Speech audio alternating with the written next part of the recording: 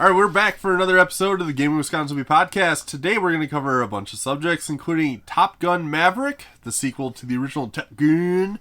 We're going to cover Obi-wan Kenobi, the new series by Disney and Star Wars. We're going to cover our favorite arcade cabinets, or arcade games. Probably, I don't know, whatever. They're close enough. We're going to cover Faria for the NES. And our top 10 favorite NES games, along with the top 10 best NES games. There's a little bit of a difference.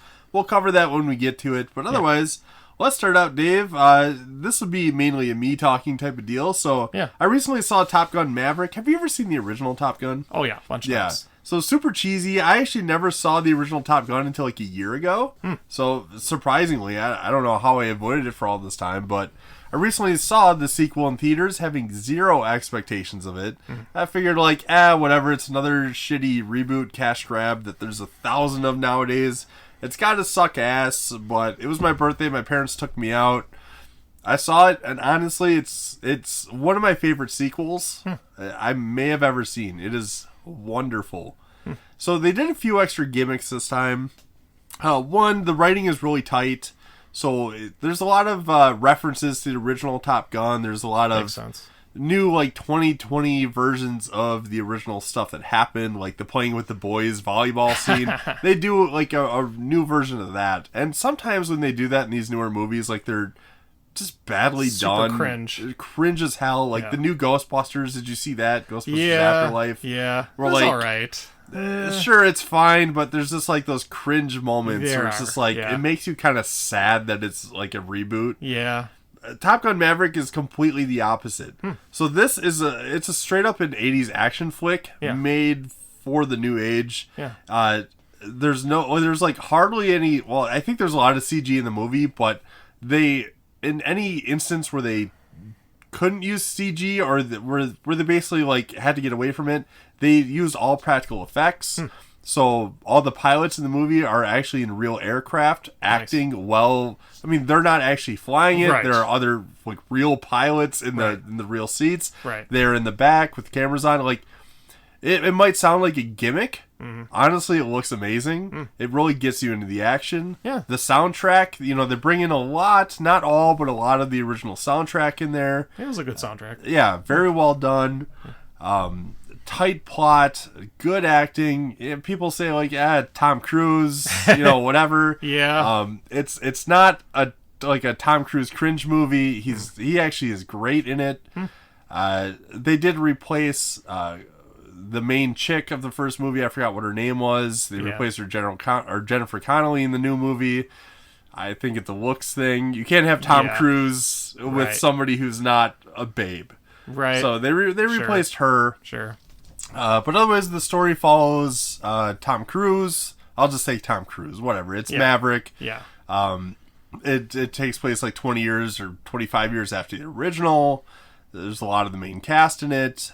Goose, obviously, his wingman from the first movie's dead, but his son is trying to get into the Air Force, and he's a pilot, a fighter pilot.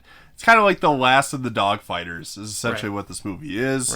There's a generic mission that they have to go in. They essentially have to make the Kessel Run, if you want to equate this to Star Wars. And only the top pilots can maybe do it and get out alive. The whole plot of the movie is essentially just a training montage of getting these top pilots into tip-top shape to do their thing. References to the original, I would just say, one of my favorite sequels. If anyone is a Top Gun fan, go and see it. It's great. Honestly, it's way better than I expected. I recommend it wholeheartly. That's cool. Yeah. Good deal. Second thing we want to talk about, this would be more of a Dave subject, is the Obi-Wan Kenobi series. What is that currently on? Disney Plus? Disney Plus, yeah. Dave, what is it?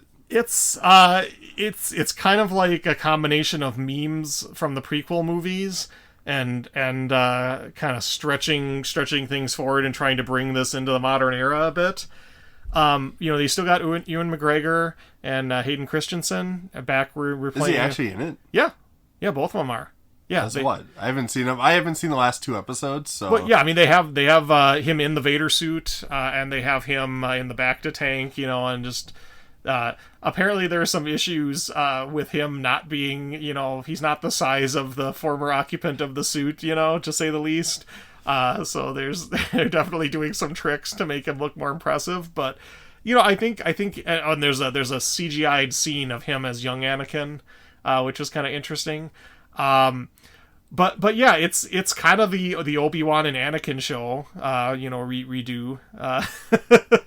It's not as meme-tastic actually as I thought it was going to be, because I don't know if you've ever been on Reddit. There's just this huge wealth of memes on the internet about mainly the prequel movies and the stuff with Obi-Wan. I've got the high ground Anakin, I hate sand, all so that stuff. I unintentionally I love Revenge of the Sith. Yeah, it's like my 4th favorite Star Wars movie. It's not a high bar anymore, but yeah, it's my favorite of the prequels. I mean, out of the 9 movies, being your 4th, it's not bad. It's I mean, it's bad, but it's I would put it up there, that and Force Awakens, kind of like butting heads a little, maybe, where Force Awakens is really safe. Yeah, exactly. Revenge of the Sith is just like, whoa. It's more what spectacle. are you doing? It's more spectacle and it's more daring. Yeah, so this, I don't know, what is this? This series follows Obi-Wan years after. Years after, Revenge of the Jedi, right? Revenge of the Sith, yeah. Oh, no, the prequels. The prequels, yeah. Yeah, so he's, it's kind of weird. So at the end of the last prequel movie, he's going off to Tatooine to watch over Luke, and then, Bail Organa is watching over Leia.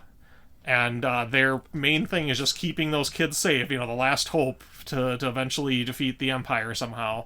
But it's weird because I have to rewatch it again, but I didn't get the impression from Obi-Wan at the end of the movie that he was just destroyed. Obviously, he kind of won his fight against Anakin. He was torn up about it. He wasn't happy. I mean, his best friend's dead. Yeah.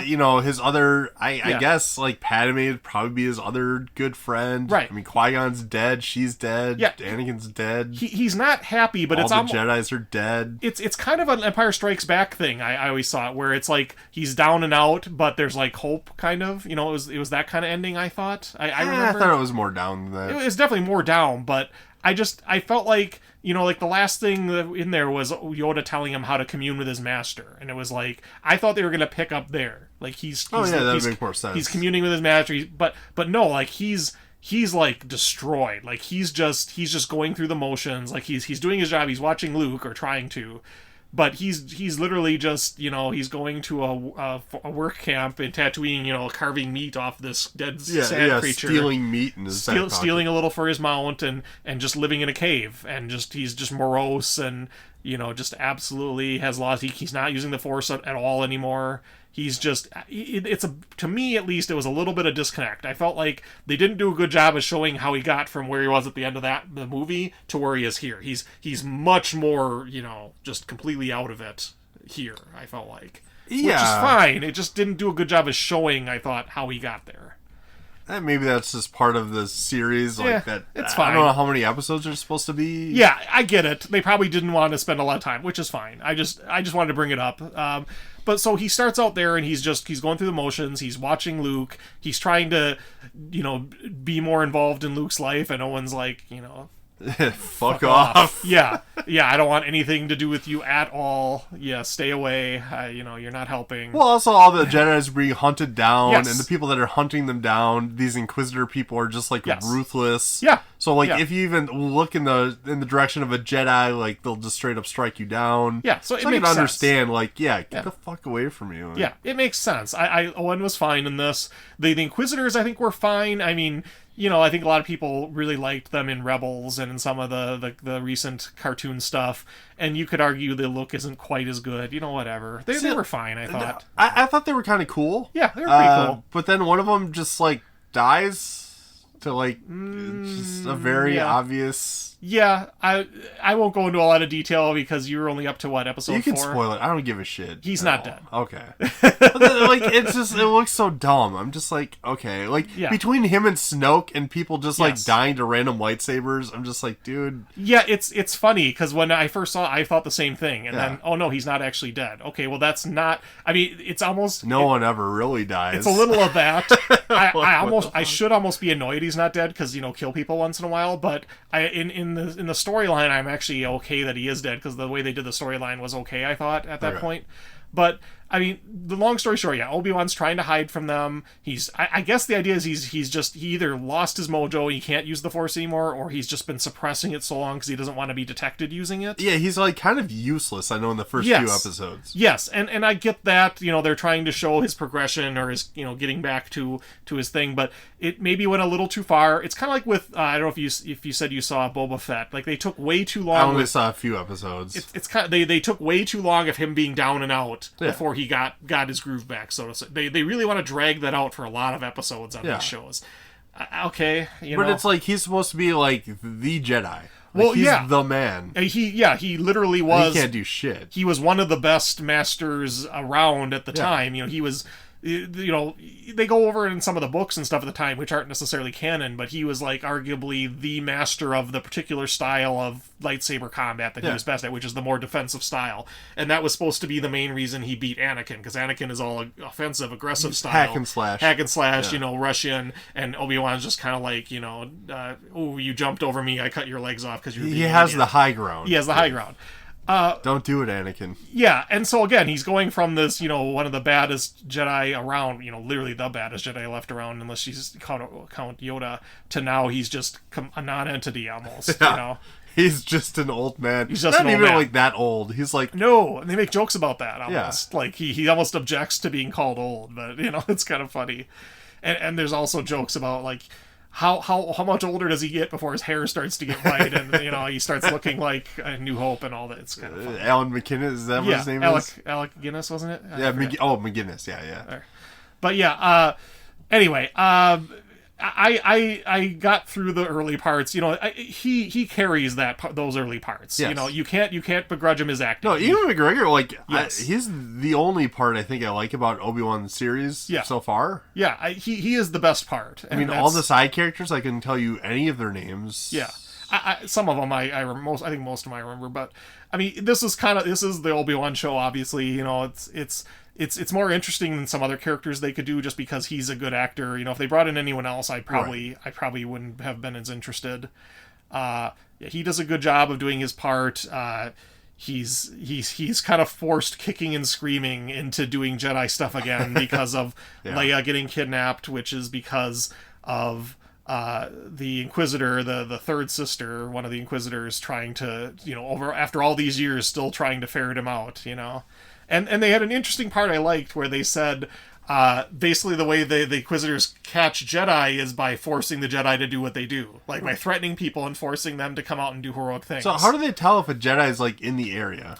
I think the idea is they're supposed to be able to somewhat sense, at least if someone's using Jedi powers and stuff. Sure. I think that's the general idea, like Vader can kind of sense Kenobi if he's nearby. And I think the idea is supposed to be that's based on how much he's using his powers. This is like random dark side bullshit. It's like how strong someone is in the Force. It makes it a little easier for them to detect, kind of thing, I guess. But mostly it's by threatening or hurting or killing random people and forcing the Jedi to do. But that would just be awkward if they're in an area where no Jedi are and they're just like slaughtering civilians. I mean, they kind of have Republic. They kind of have carte blanche to do it. I mean, Palpatine doesn't care. He just wants. It's fun. It's interesting that there is no Palpatine here. This is like Vader. Vader has a carte blanche to just do whatever he wants for this, right? More or less, which is fine. I'm okay with that, actually. But yeah, it's a lot of the Leia stuff. You could take it or leave it. I'm gonna leave in that. She's very precocious. She's. I hate to say, like, I think she's a bad actress. I don't know. It does not fit. I don't really... I wouldn't put it on the actress. I think a lot of the writing and, like, the action scene where she's trying to escape and the bumbling... It's like the Bulk and Skull show. They're dumb. They're stumbling around trying to catch her. Yeah, that was dumb. That wasn't her. That was just bad writing or bad set when I watch some of this stuff, like, I just, like, shake my head. It's just like... That was I'm pretty embarrassed. Cringy. That was cringy and I'm embarrassing. Embarrassed. She clearly was shown footage of Leia, and they're like, yeah, you have to show little bits and pieces of, Leia being snarky and not taking shit from anyone, and Imperial and whatever. Yeah, whatever. She just doesn't work for me. I don't know. I think it's just more that she's like the kind of the prototypical annoying kid character, but she's kind of supposed to be, so I think she's doing a good job of that. Yeah. It was kind of annoying.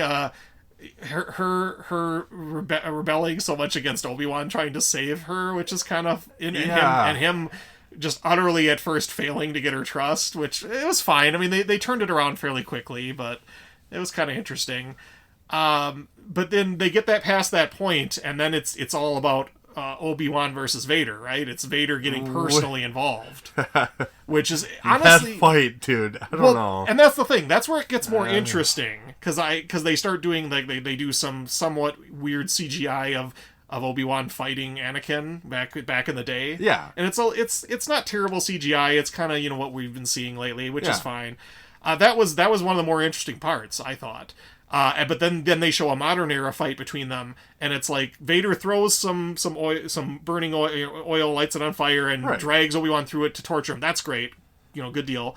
And then someone, the lady that's helping Obi-Wan nearby causes an explosion, and it makes too much fire, and it blocks Vader off from Obi-Wan, and somehow he can't. I mean, I know he can't really flip around. I was so fucking puzzled when I saw that. Yeah. It reminded me of like an old video game RPG where somebody throws rocks on stairs and they can no longer go. Like, I get Vader's not Anakin. He's not flipping around and doing. But he can walk 10 feet to the left. And like what the fuck? They're not doing a good job of showing why he can't just walk around and get to him, or why he can't.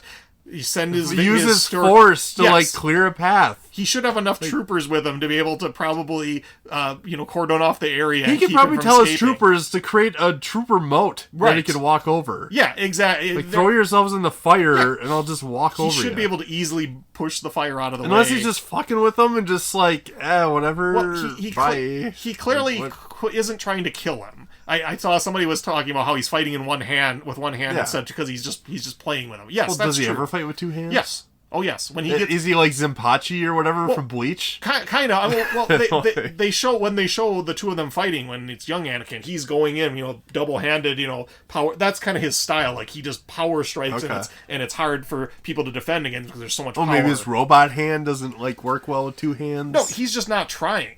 He had a robot hand in the prequels, didn't he? No, I don't think he did until. Oh no, he did because he had his one hand cut off. That's what I thought. Yeah, he did. That's right.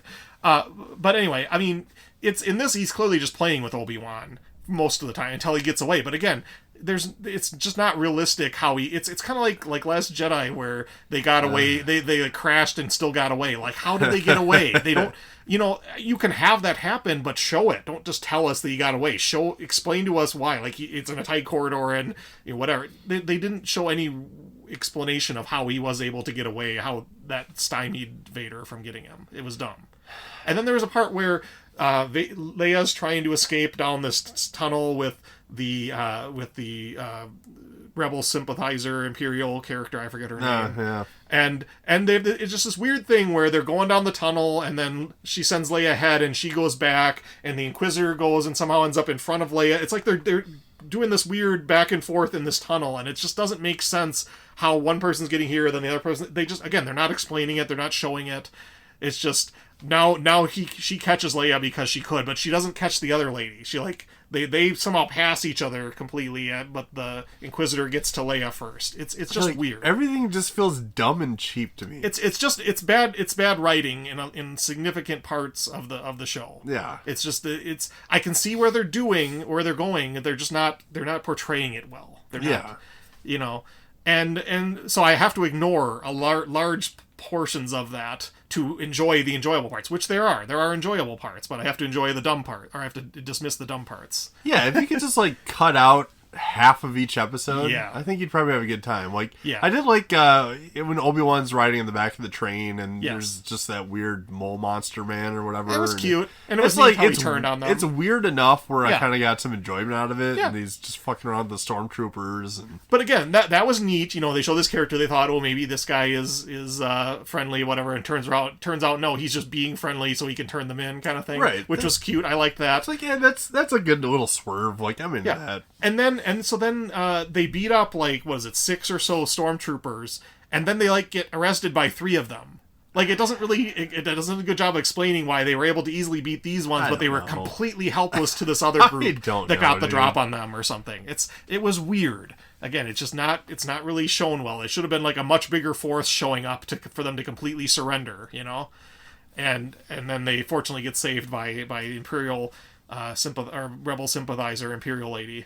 And that part was fine. They some of the later episodes they do some more fighting between Obi-Wan and Obi-Wan actually starts drawing his lightsaber and fighting stormtroopers, which is good. He starts fighting with the Inquisitors and Vader and all that, and it starts getting better. I've seen a lot of this stuff now. They take a long time to get into the groove with a lot of these series, whereas like Mandalorian didn't have that problem. Yeah, they're just kind of like, hey, here's your adventure. Maybe there was a couple episodes here and there that you could take or leave, but they hooked you right away. Some of this series in Boba Fett, I think the biggest problem they had was just taking too long to get to the interesting part. Yeah, and I understand world building, setting up, but you can't take the too world long. is already so goddamn built in Star Wars. Yeah, like, why do you need to see more of it? Yeah, exactly. So I think there's one episode left I haven't seen, which is coming out on Wednesday, I think. Okay. And I'll definitely be watching that. And I have no idea there might be a second season, which is interesting. I'm not sure exactly where they're going with that. Because, you're getting in this weird danger zone where there's stuff that, like Vader when they met in A New Hope said, the last time we met, you were the master, I was the student, blah, blah, blah. Yeah. That's supposed to be at, when they fought on Mustafar, right? But now it's apparently supposed to be when they fought in this series. Yeah, they're like retconning everything. Yeah, they're retconning. Or they have to fit it in awkwardly. Yeah, and it's the different point of view. It's it's that kind of thing. But whatever, I'm not going to lose my mind about that stuff. Also, wasn't there like a Darth Maul cameo in one of the movies, like Rogue One or something at the end of it, or the Han Solo movie or something? Yeah. And he's got to do something, right? Yeah, I've heard people talk about that. They're probably going to bring him back because he had a lot of stuff in Rebels and in the Clone Wars, and he's actually had a lot of content since he got killed, quote unquote, in the movies. It wouldn't shock me if they brought him back. I think there might have been some controversy about whether the actor that played him was still available, or whether they might have to get somebody totally different. Dude, they can recast them. Yeah, I would. I know, like, people get like all their panties in a bundle about recasting characters, and it's like Ewan McGregor I could see, but like if some of the other people are old, like I heard like isn't what's his name, James Earl Jones. James Earl Jones, he's still doing the voice of Vader. Yeah, that's crazy. But he's like ancient. That's crazy. Yeah, like, dude, you can find 1,000 people who can do a Vader accent. Yeah, like, you would just as well. Yeah. Like, maybe he owns like royalties or something. I guess I'm at the point now. Like, I loved Vader in Rogue One. There's parts in this that were entertaining to see. Like, it was entertaining to see Vader running around and just killing people just to threaten. Those are the best. Cool. That was the best part of Rogue One. Was the very end of it. But I'm concerned they're gonna overexpose us to Vader. Like, I want to see some. I wanted to see more Luke, for example, in a certain non-existent movie we won't talk about. Actually, I guess I already talked about it. But I think we're at the point where maybe they're doing too much. And I heard, like, Taika Waititi, I think, is going to be doing something. And he's talking about, I want to do something completely unrelated to all the existing content. Like, let's... Yeah, that's what they need to do. They have to make a Vader series at some point, right? Well, yeah, probably. Like they're not going to not do it. They probably will. But I hope they don't do too much of it. I think they're... Like, the Boba Fett was maybe too much. Like, Mandalorian was cool. Fett I didn't see any Boba Fett. Boba Fett was maybe too much. Like, this Han Solo movie was possibly too much. There's certain things where they try and do too much retro content and it's going to backfire. Yeah. Or they just need to get better people to do it. They need better writers. I think better writers, especially. I think that's like pretty obvious. Like, the last 3 movies were bad. I mean, the Force Awakens fine, but they just didn't have a plan. I mean, they didn't have an overall plan. But it's fucking Star Wars. How do you not have a plan for a billions of dollars franchise? That's the thing. Like, how? You can say what you like about the second one being a good movie or not. I don't understand how you how you don't like plot all of those movies out together. Even if you're going to give it one movie to a one-off person, there should be a constraint that you have to operate Marvel under. has plotted 20 movies worth of shit before they even started. Yeah. I mean, they should know by now that Star Wars fans are pedantic as shit about that stuff. Like, if you want to do your one-off Star Wars movie and do whatever with it, go ahead, do it. Don't do that. Don't do that in a mainline movie. Right. we want to eat popcorn and see Luke, hack up people with a lightsaber or do cool jumpy shit, and that's all I wanted to see. None of it. That's all I wanted to see. I didn't want to see, a Phantom Luke showing up and distracting him. And where he literally could have just flown there in person and gotten killed and had the same purpose. He didn't have to use the Force to do what he did. Like that pisses me off. That's a bad movie. Yeah, I mean, you could. It's possible it's an okay movie. It was not an enjoyable movie to me at all. All right, well, let's move on. Yeah, Dave, you wanted to talk about the Mister. Yeah. So tell us what it is, what you like about it. Give us the rundown here. I don't have too much experience with it. I have played with your Mister thing a little bit. Yeah. What is it? Yeah, so the Mister it's an FPGA unit, field programmable gate array, I think is what that means. Gatorade? Yeah.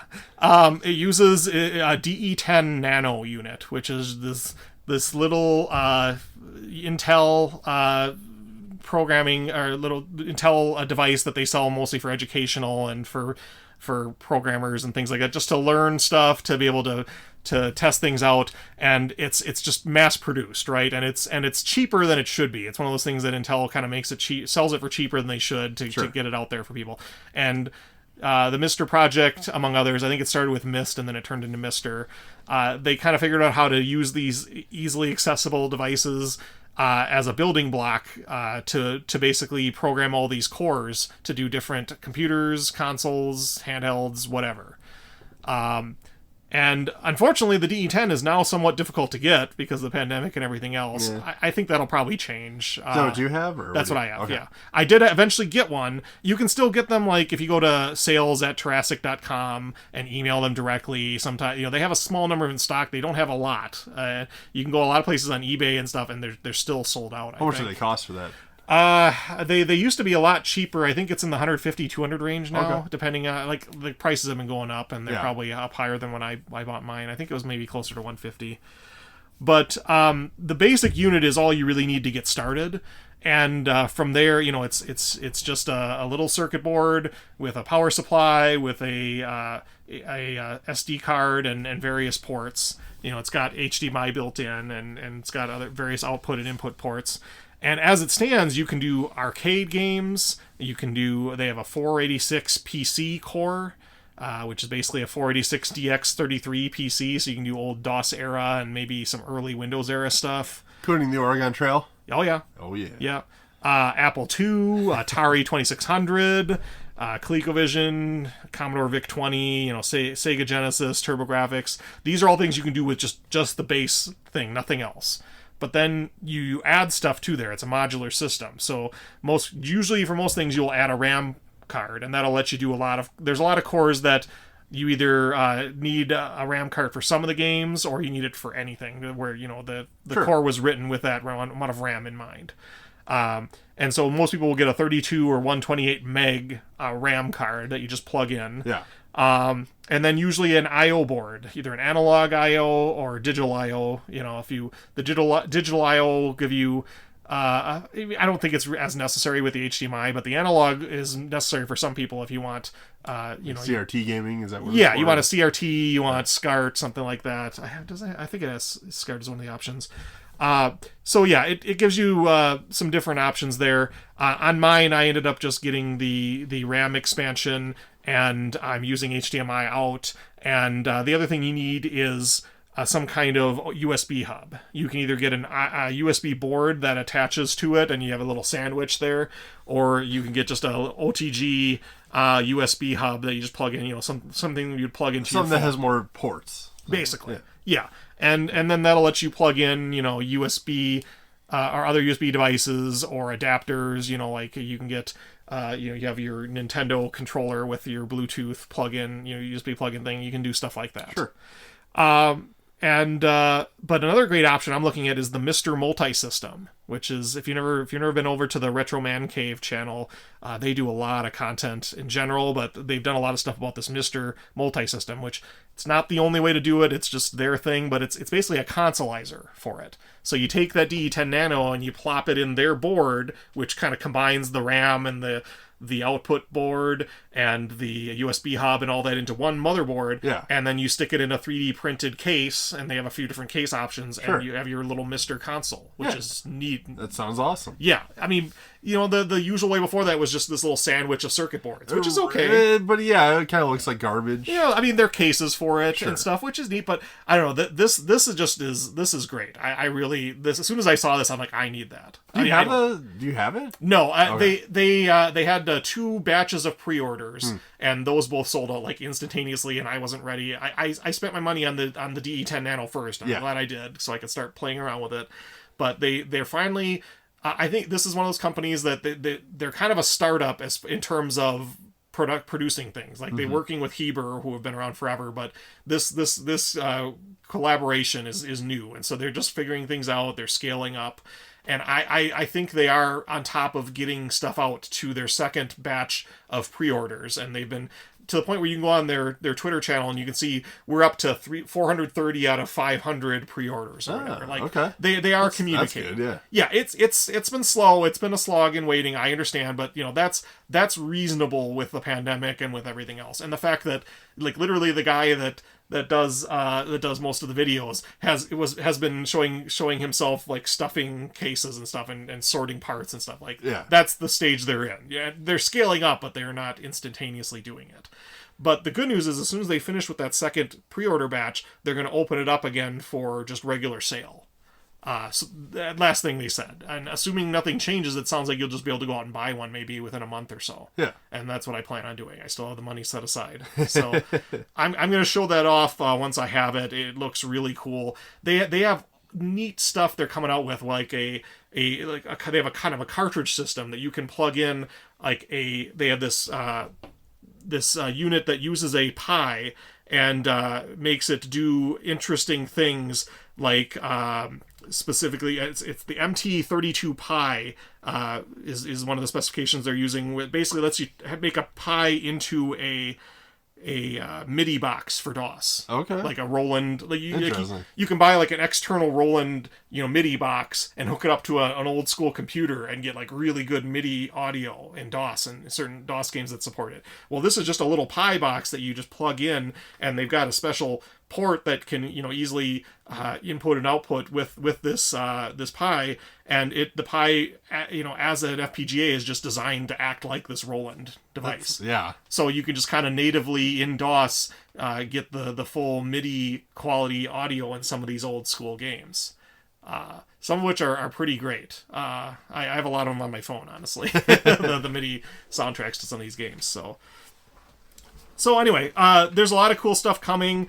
There's a ton more you can do with the Mister. Mostly what I got it for was for computers. Yeah. Once you have the better RAM cards and stuff, you can do stuff like Amiga. You can do stuff like Atari ST, MSX, the NEC PC 8801, the Sharp 68,000. Some of these are computers that we didn't have. They were over only in Japan or wherever.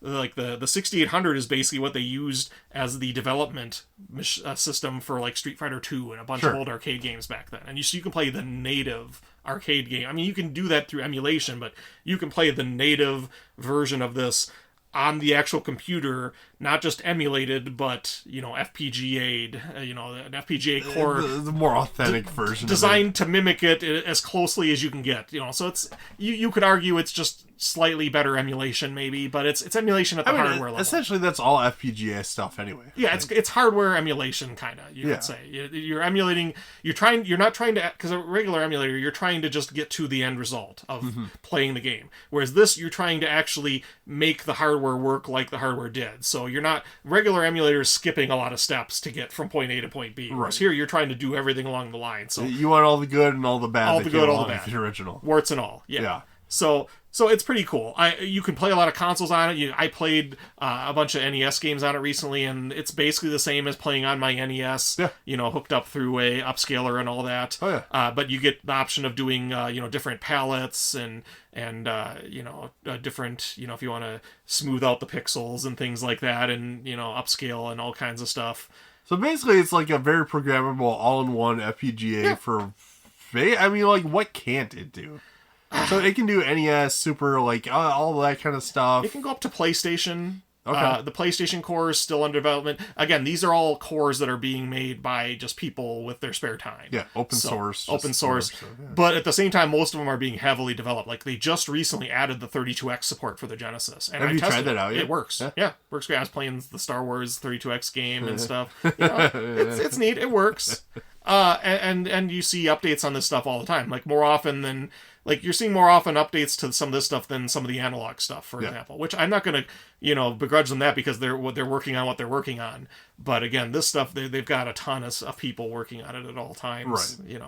A bunch of nerds with nothing better to do than slightly iterate on their devices. So yeah, I know we were playing over at your place for some authentic arcade experience. Yeah. Also played the Oregon Trail 2 Deluxe on there. Which worked perfectly, by the way. That was the Windows version, I think, which was pretty slick. Was it the Windows or the Mac version? I think it was the Mac. Maybe it was the Mac. I think we tried a few. We tried two. Yeah. We tried the Apple II version first. The original Oregon Trail kind of sucks. The black and white one, I'm not really into, but that deluxe version. Yeah, that was pretty. With the real hunting. Yes.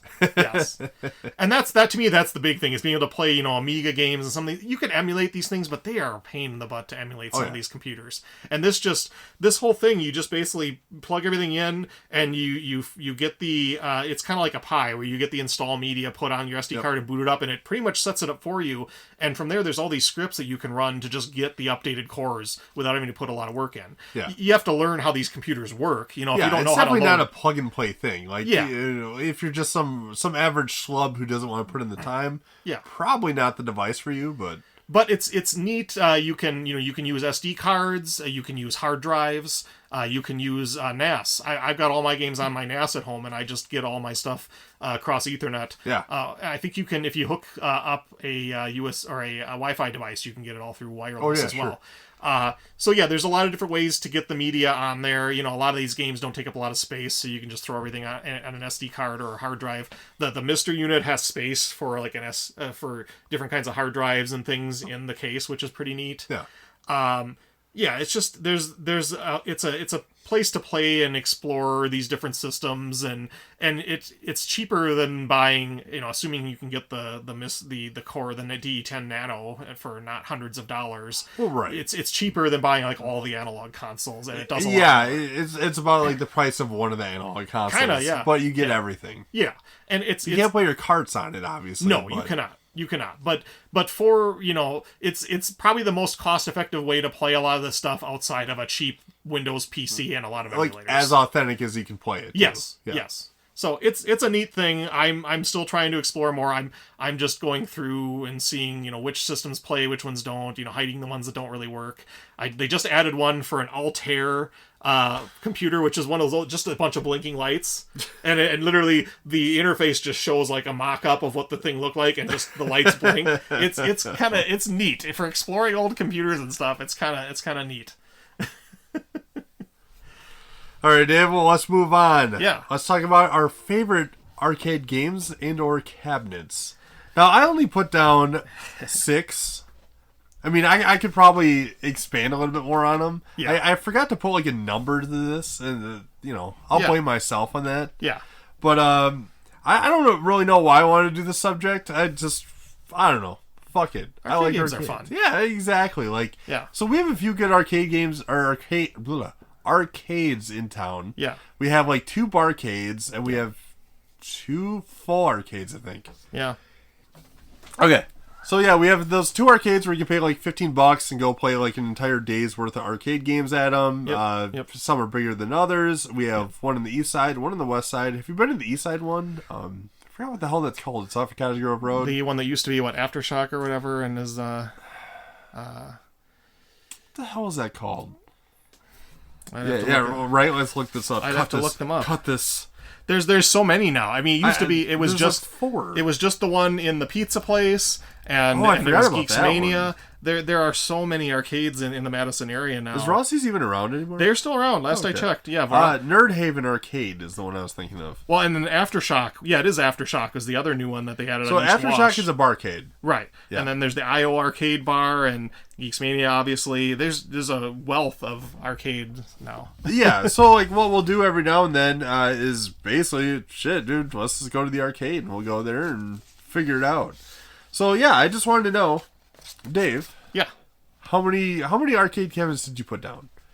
I put I don't know, maybe 50 or so all told. Oh my god! I went through. I did a thing by year just because this lists of arcade games interest me, and I just kind of wrote down some of the more to me crucial games for each batch, each year or so. Like up in the early 80s, there's your classic arcade games, your Pac-Man era stuff, and then after like say 84, like late 80s through 90s. It starts to change, and we don't necessarily have to go through all that. That I could talk for days. I don't know why the hell I didn't narrow this down a little bit. Yeah. I apologize for that. But we can go into a little more. We can go into a little more specific detail on a few things. All right, Dave. If you had to choose like a top 10, yeah. If you had to choose a top 10, I only wrote down 6. I could come up with more, but yeah. If I had to have an arcade and I had to have these cabinets, I could only think of 6 that I had. To have. Yeah. So if you think of your top 10, Dave. Yeah. Let's see. I'm just ruining all that good work you did. That's we'll save that fine. for a later time. Yeah, we can do that. We can do it another time. We'll come back to it. I would have to have one of the Dungeons and Dragons games. Probably Shadows over Mystara. The beat 'em ups? Yeah, the beat 'em ups. Those are great games. They're kind of at the top of I believe they're Capcom beat 'em ups. With you have multiple characters, 4 or 6 characters. They have a variety of different attacks. They have secondary weapons. They have magic. You can buy stuff in stores along the way. You can take branching paths. They have great huge bosses. They're just great games. Yeah, I think Geeks Mania had one of those that we played through, right? Yeah. I think we played through Tower of Doom probably. Yeah, I think it was Tower of Doom. Yeah. Which they're both about the same. Mystara, like I said, it has 6 characters. I can't remember if it's a 4-player or 6-player cabinet, but it has 6 characters you can choose from. They added a thief and a straight sorcerer, I think, because the original one had a warrior, a cleric, a dwarf, and an elf. Okay. And the elf is basically the magic user, right. And the cleric was the healer. And then the next one added a pure sorcerer, a nuker, spellcaster, and a thief. Which were both fun. They're all pretty fun to play. Did you ever find like the? I feel like I never want to use magic in those games. They were worth using in those. Were they? Okay. Yeah, because they're like boss killers, kind of like some of the bosses are really hard to hurt. Yeah, and it's really nice to have at least one person who can just stand back and just burn through all their spells, hurting the thing. Okay. And then they're a little weaker after they've used their spells, but it's kind of worth having for that. It's kind of like Castlevania 3, where Sypha is kind of worth having for her spells, sort of. If you can keep the spells on her, she's like overpowered as hell. It's kind of like that, yeah. All right. So that's maybe one of my favorite games. I'd also have to put one of the fighter types on there, one of the 1v1 fighters, and I want to say my favorite. That one's hard because there's a lot of good ones on there, but I think I would probably have to go with Marvel versus Capcom. Just the original. Well, honestly, I think I'd go with 2 actually, because I like the additional characters and I like the fighting style of it.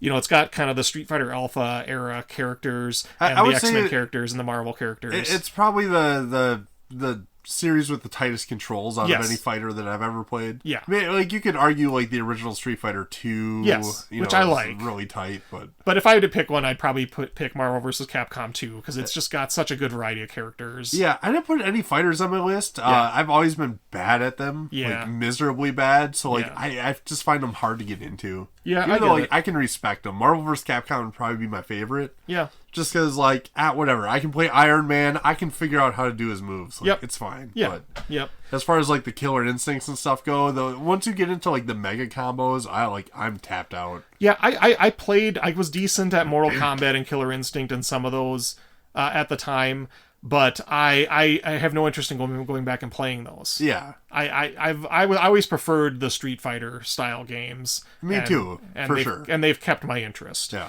Let's see. So that's number 2. I think I'd throw Metal Slug in there. Okay. Maybe 2 or one of the slightly.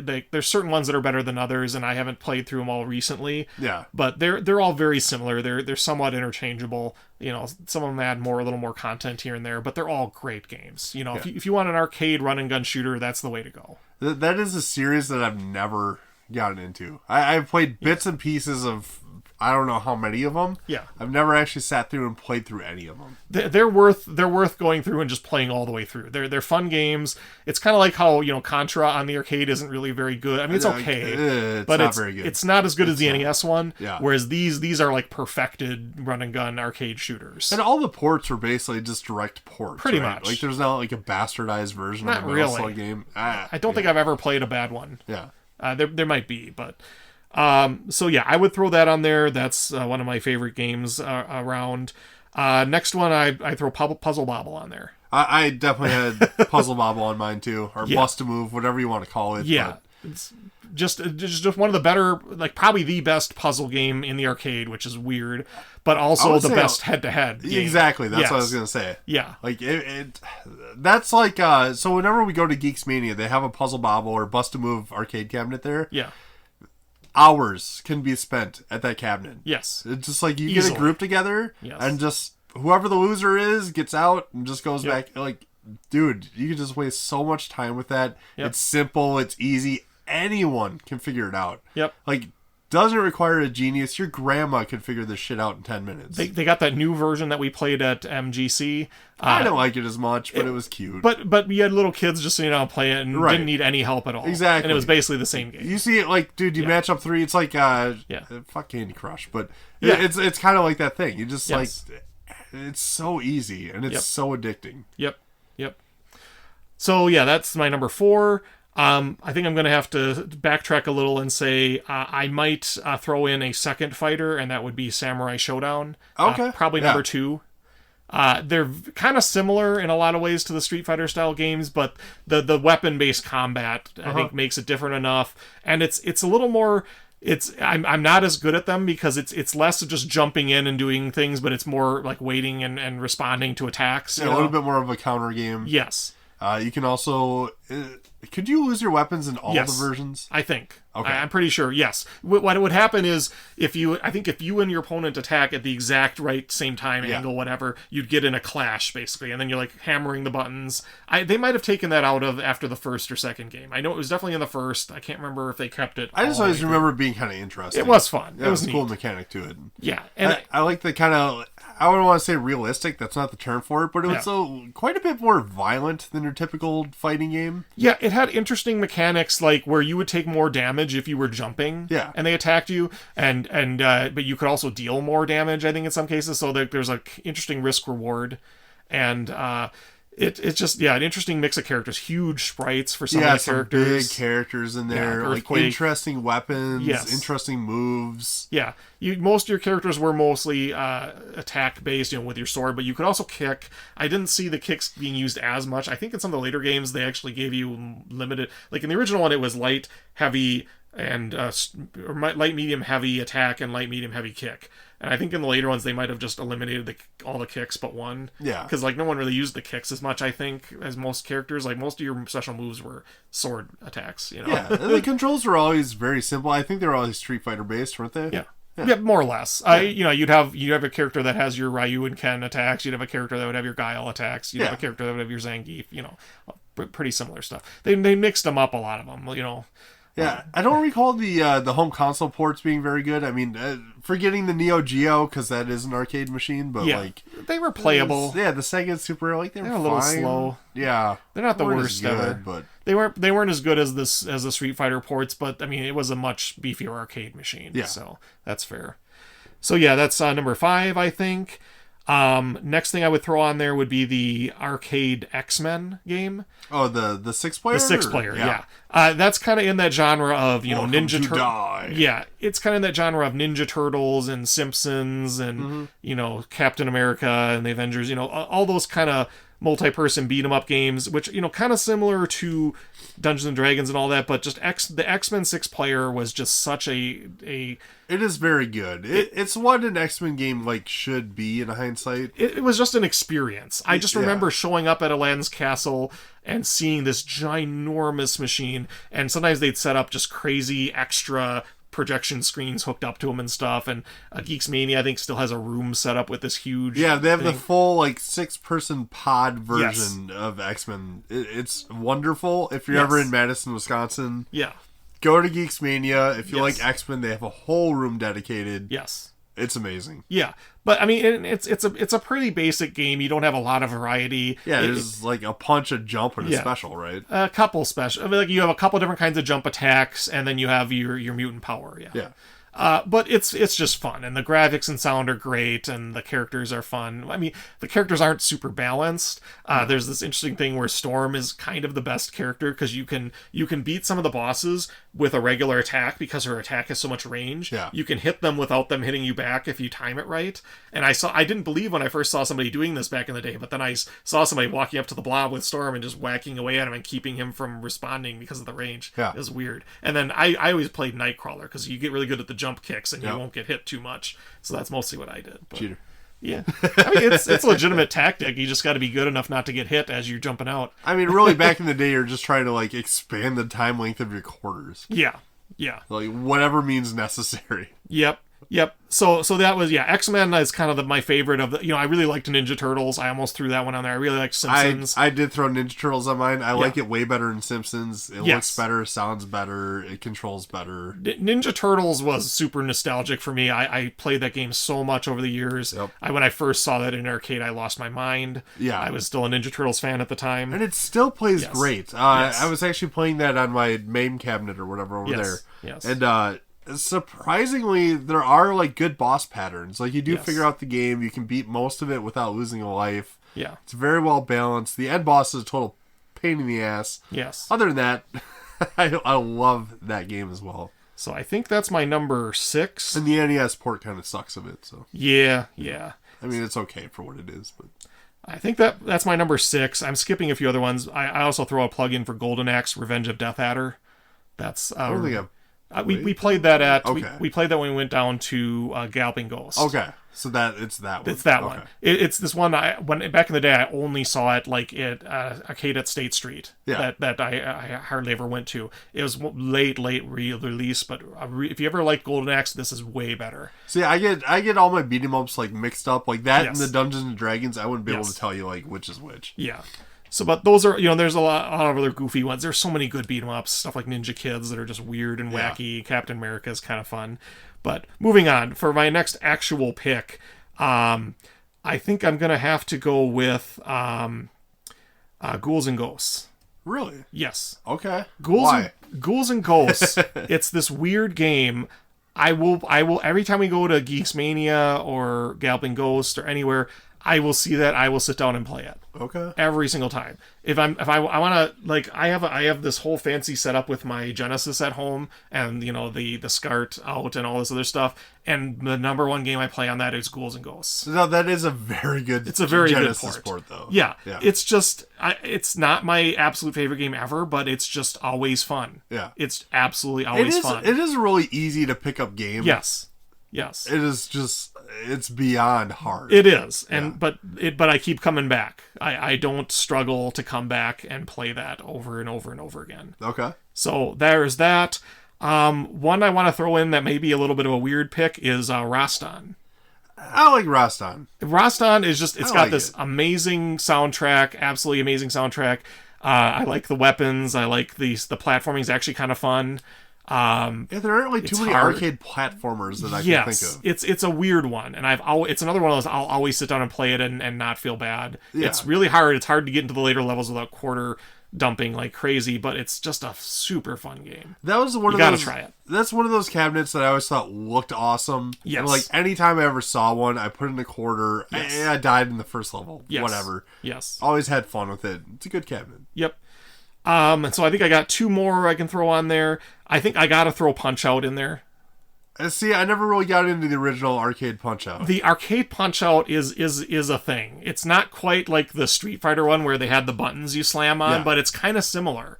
Like you have this like plunger button that you just slam on for your uppercuts and stuff.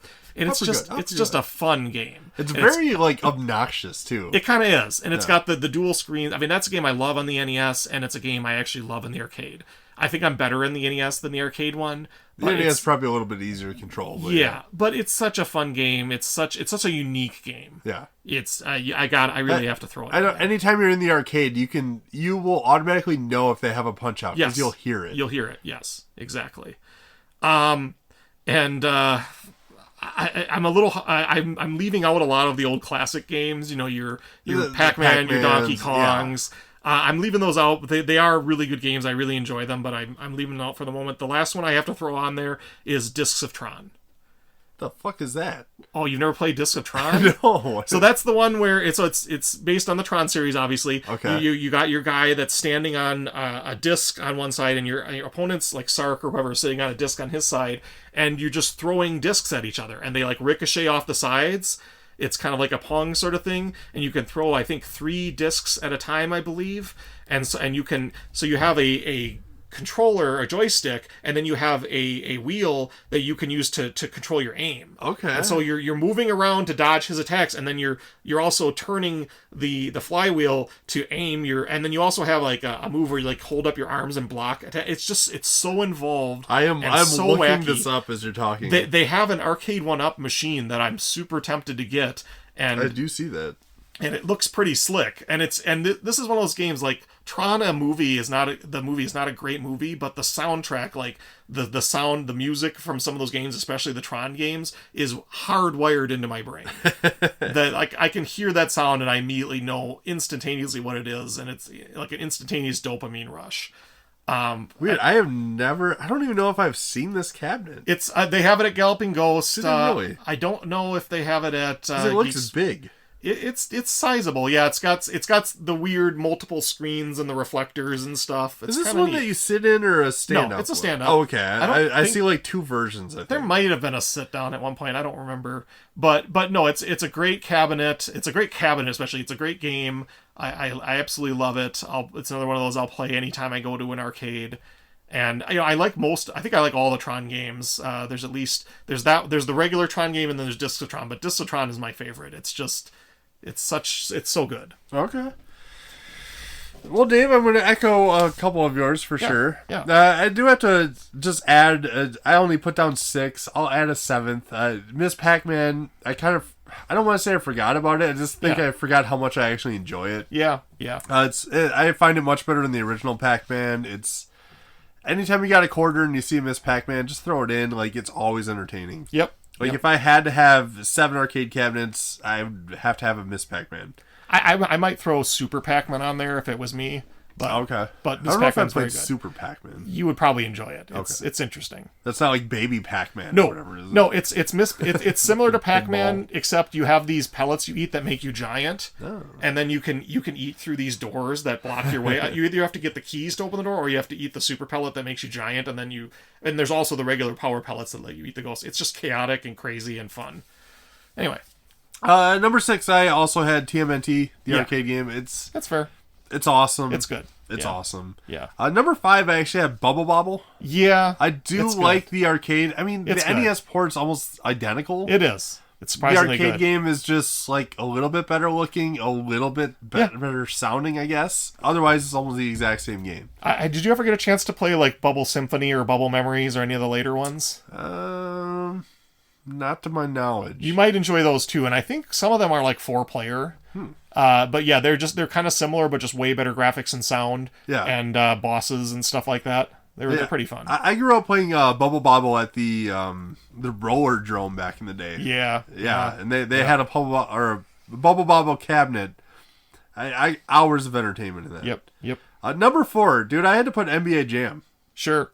Yeah. That is unfortunately, the game is kind of a quarter sucker in a way that, like, you can't play a complete game unless you spend a full $1. Yep. So it kind of sucks in that regards, but if you find a free-to-play and you have 4 players, granted, it's a tight fit for 4 players in that cabinet. I don't know why, like, they didn't just spread that out a little bit more, But I don't know. Most cabinets didn't take up that much. Weren't allowed to take up that much room. Yeah. Yeah. But NBA, it's just so goddamn entertaining. Sure. From the announcement to just the fast and hectic. Yeah, it's NBA Jam. It's one of the few sports games that I will get into. Yeah. Yeah. And almost all the ports are great. Yeah. To all the home systems. Yep. Although they did change the coding quite a bit. So in the NBA Jam Arcade, the reason why I like it a little bit more is it matters more the players that you pick. Some of them just cannot dunk worth shit. Right. The defense is a little bit more stingy in the arcade game. Yeah. It's not as easy just tossing threes and stuff all over the place. Yeah. Whereas the home ports, it's any even the smallest character can throw down windmill dunks and just do anything they want. So I love the arcade. Yeah. Number 3, dude, Revolution X. I love that cabinet. That's an interesting pick. I love it. That's one of the more interesting shooter, light gun style game. Well, not really light gun, but gun style games. You have Aerosmith just jamming. You're just mowing down hordes and hordes of people, throwing discs at them. There's tons of unknown secrets to that game. Yeah. Not unknown. I mean, if you're Easter just playing eggs. a casual, you don't know. Yeah. Each stage has a trophy or something like that you can hit. If you unlock them all, you get to a special stage at the very end. Yeah. I've done that as a kid, doing the quarter sucking method. Yep. Wildly entertaining. Yeah, that for gun games, that's one of the better ones. And music is the weapon. Music is the weapon. I just love that the game will actually stop at points, and Steven Tyler will just come on the screen and start jamming. It makes no sense, but it's awesome. The home ports unfortunately suck. Yeah, I was gonna almost put a gun game on mine. I was gonna put Area 51. I don't know if you remember playing that one. Well, of course, but it's a little more generic, but also kind of goofy. And I think Revolution X is the only gun game I actually like. Yeah, in the arcade. It might be one of the best, or if not the best. Yeah, I just love. I love its cheese value. I don't usually play a lot of gun games. Me neither. My hands get fucking tired. Yeah, The ones where you have to reload constantly. Yeah. It's just dude, I don't want to get tired. I'm playing video games. Yeah. Number 2, I had to put Tapper. Yeah, that was on my longer list. It's the easiest game to get into. It's dumb, it's easy, it's quick, it's fun. Doesn't matter if it's root beer tapper or the beer tapper. Yep. Don't care. It's entertaining. Well, and then they added that lumberjack game too, which is very similar. I thought we might have played that at Galloping Ghost. It's a similar control, but you're a lumberjack. So you're swinging your axe at trees and stuff, and it's got a similar goofy control scheme. We might have to go back. Yeah, it's fun. If you like Tapper, you'd probably like that one. And then, of course, my number 1, you already said it, but Bust a Move or Puzzle Bobble. Yes. It's so dumb. Yes. And so entertaining. I will say, I put a big list of all the classic arcade games I like, and I was really close to putting a Donkey Kong or Donkey Kong Jr. on there, because I never got into Donkey Kong. I really love those, and there's a ton of other games of that era that I really love, but they're not all my favorites. Original Mario Brothers, I really love a lot of those, but for a 10-person game, or for a 10-game list, they didn't quite make it. Yeah. Yeah. All right, let's talk about our game of the week. It is Faria or Faria on NES. World of Mystery and Danger. Exactly. With an exclamation point at the end of danger, mind you. Yes. So, do you want to give a rundown, or I can? I wrote a very non-butchered rundown this time. Yeah, if you want to get started, and then I can chime in. This one's butchered as hell, but I think I can get it out without butchering it. Okay. All right, so it was developed by Game Arts in not developed in 1991, but released in 1991 in NA. That's a weird one. The release time on it is weird. Yeah. Because that one came out in Japan in 89. It's one of those where it took a couple years to come over. It didn't actually come out here until June, late 91. And so by the time it came out, it was actually after Crystalis and Willow. Right. But it was developed way before. It feels like a game that was developed before. Yeah. So it would make more sense. Yeah. It's an action RPG. It's kind of like we said before, not really like Crystalis, but it's kind of I think Little Ninja Brothers is pretty similar. A little more a little like Zelda too. It's a Zelda. It's a Zelda clone kind of. A little bit, yeah. A little more RPG elements. It's the only game that Game Arts developed for the NES that I could find. I think up to that point they were mostly known for like Thexter and Slipheed or whatever. I don't know if either of those came on the NES. Did Thexter? No. I didn't think so. Maybe in Japan. Japan might have had one of them. Yeah. But yeah, that same company went on to later do the Lunar and Grandia games. Yep. For the PlayStation. Elisa Dragoon. Yeah. Oh yeah, and Elisa Dragoon for Sega Genesis. Yep. Which I still have never played. Yeah, I played it a bit. That's interesting. But I wrote a very quick synopsis of the story here. Yeah. So the story starts with your female protagonist setting out to rescue a kidnapped princess, which is, funny enough, a caterpillar. And we'll kind of get into the humor elements of the game a little bit here. But yes. The king offers marriage to whoever rescues the princess, but since you're female, it can't happen. Yep. Well, lo and behold, the same wizard that captured the princess also turned you into a woman. Yep. At some point ago, so eventually you defeat a dragon. All this is spoilers. All this is spoilers. If you're listening right now, it's all spoilers. Eventually you defeat a dragon, seal a wizard, pair up with the princess, live happily ever after. Yeah, as you do. Yes. Yeah. So yeah, otherwise this game, Dave, do you want to talk a little bit about this? I wrote a bunch of like plus and minuses, essentially like I'm trying to think. It's a lot like Crystalis, just not as. It's like Crystalis if the battles were more random battle. Yeah, it's not as polished. It's got like the Dragon Warrior style, Final Fantasy style random encounters when you're in the outside world. Yeah, and then you enter, instead of entering like a turn-based battle, you enter like a little single screen Zelda style battle. Where with you and a handful of enemies. I guess that is a good way to explain it. It's like Dragon Warrior if the battles were Zelda. Yeah, kind of. Okay. Except when you're in the dungeons, the whole dungeons are like Zelda. Right. There's no random fights in the dungeon, which actually makes the dungeons better to grind in. Because you can retreat from fights, whereas in the open world, when you're fighting, if you retreat, you risk losing like money and items and stuff, which is weird. Yeah, it's kind of interesting. But the movement's it's good, but it's a little clunkier. But part of that is because it adds items in the game called hyperspeed, which are like permanent increases to your speed. And if you don't realize this, you'll be wondering the whole game why this game is so slow and clunky. But as soon as you get the hyperspeed, you're fine. So it's one of those where it starts out kind of bad, and then assuming you don't ignore those items, it gets much, much better. They are critical items. Yes. And unfortunately, what I put down here as a negative is it's very easy to miss some items in this game. Yes. So you'll get into the dungeons, and essentially here's how it happens. Is the overworld, like you said, it's like a typical RPG. You talk to townspeople, you figure out the story, you find out where to go, buy some items, whatever. Yeah. In the open world, you run around, you get into random battles, which are like Zelda. Yep. You get to towers, which are essentially the dungeons of the game. There's several of them. Yep. Each one of them has a boss at the end. Yep. Each one of them has like a Zelda-like item that you have to get in. I think they all have something that you have to get. Yeah, generally. It's not quite the Zelda, like where you need the item to beat the level kind of thing, but yeah. There's like there's usually like an item you really don't want to miss in each dungeon. Yes. And then there's a whole bunch of other items that like will kind of bypass grinding to an extent in a lot of the dungeons. Yeah.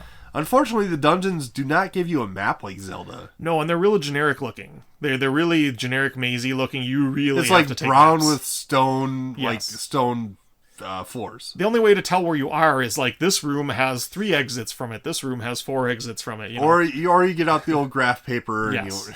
And it's like, oh. And there's a lot of dungeons where you warp around, and so it's really hard to tell. You know, you fall down one floor or you warp to another area. And or there's like they're multi-tiered where they have stairs, but they also you can fall down in random rooms, so you kind of have to know like what you're doing. And some of them you have to hit statues to open up doors that you can't get into. So you might, I think one of them you have to hit a statue in one door that opens a door in the other room to another statue that opens up a door to another statue. Yeah, so you have to know what doors were open, which were closed, which are like the dungeons I found were like kind of the most annoying part of the game. Yeah.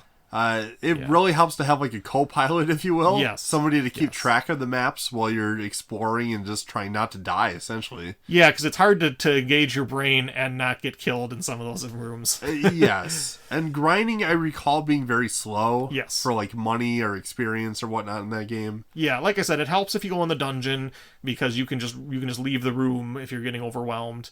But yeah.